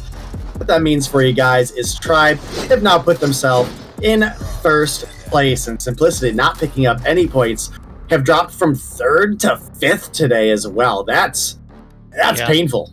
We'll take a look at it. Jez, somebody in chat said, he hasn't sniped in stage 5. How is he this good? It's Sakoshka. It got a minuscule buff, and my guy's exploiting it like it's the best thing since sliced bread. Let me tell you, Jez, he's from the 808, and he hits like a drum. Mans is nasty with the steel. Doesn't matter what's in his hands, he is going to find a way to get a kill. He found 16 of them with the Koshka today. I don't think we've ever seen NA use anything like that, right? I think it's EU has been dominantly using the off-meta sniper options. I did not expect Koshka coming in Jez's hands. It looked damn good, though. 12 piece for Bolo and Solo, or as we like to call them, Solu. And Space, Rapid with 5, and Rapalo. This is the first time I've seen him bottom frag. This was a long game. 3 kills is pretty hard to top, buddy. Much love, Rip. Much respect. We're going to send it back to the host stats, Cali. Break down that last matchup for it. It was a Tribe show, Simplicity. They were merely just guest list, not even like VIP, right? Yeah, I mean, we saw Kings from Simplicity just play great, right? But that team cannot get the job done. The amount of talent, the amount of work that Tribe really put onto the takeoff hardpoint was a lot better compared to what we saw from Simplicity. I mean, Bolu doesn't feel like he even left at all. His skill numbers may have taken a dip, but he's still outperforming most of the players in terms of efficiency. I mean, 3 minutes at hardpoint, 12 kills here at SND. He is everywhere here for Tribe, and it's great that we see him looking to play back to his former selves last year. So that's really one of like the better point outs here for the squad of Tribe. But I did not really expect Jazz to put in 16 kills here, but at the S&D. But you take what you can get, right? If you're a Tribe, as you get this 2-0 in this series, you get 20 points. And as we take a look at our results of the day, that should give them 40 points by the time that we end this live stream. Verdict. Oh, you're absolutely right. We'll take a look at the results.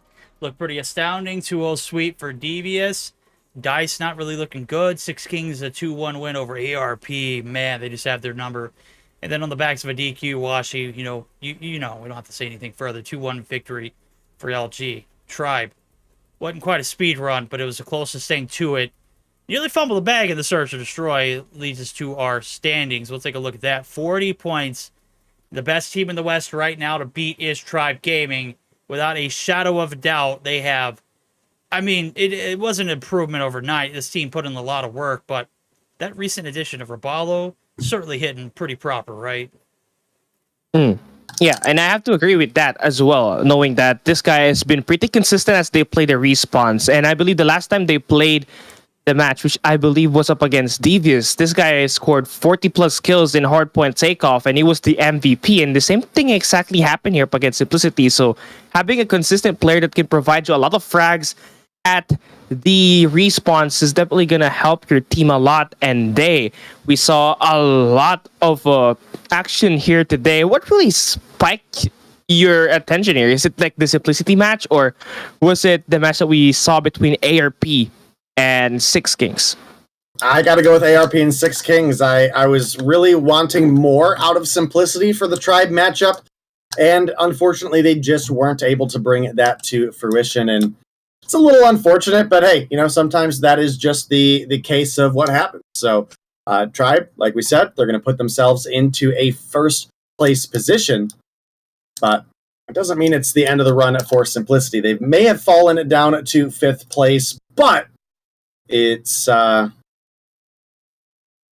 it's a recoverable situation. We're on day 2 of competition, so I want to see them improve throughout this. That's kind of where I'm at. Okay, so well, obviously, as the days goes by here at Mobile Mayhem North America Summer 2023, we're gonna see that standing change a little bit by bit as teams go head to head. And for now, it's gonna be Tribe Gaming sitting at number 1. We got the Luminosity sitting at number 2, and Simplicity will be there at the number 3 spot, if I'm not mistaken. But yeah, this is gonna be a very interesting thing that we are gonna see. Never mind, Devious will be at the number 3 along with ARP at number 4. So that's it. That will wrap up our day number 2 here for Mobile Mayhem. And shout out to our amazing viewers for staying with us until the very end. That's it. We're bouncing. Thank you for having us. Tune in Wednesday 8 p.m. EST for day number 3 of this event.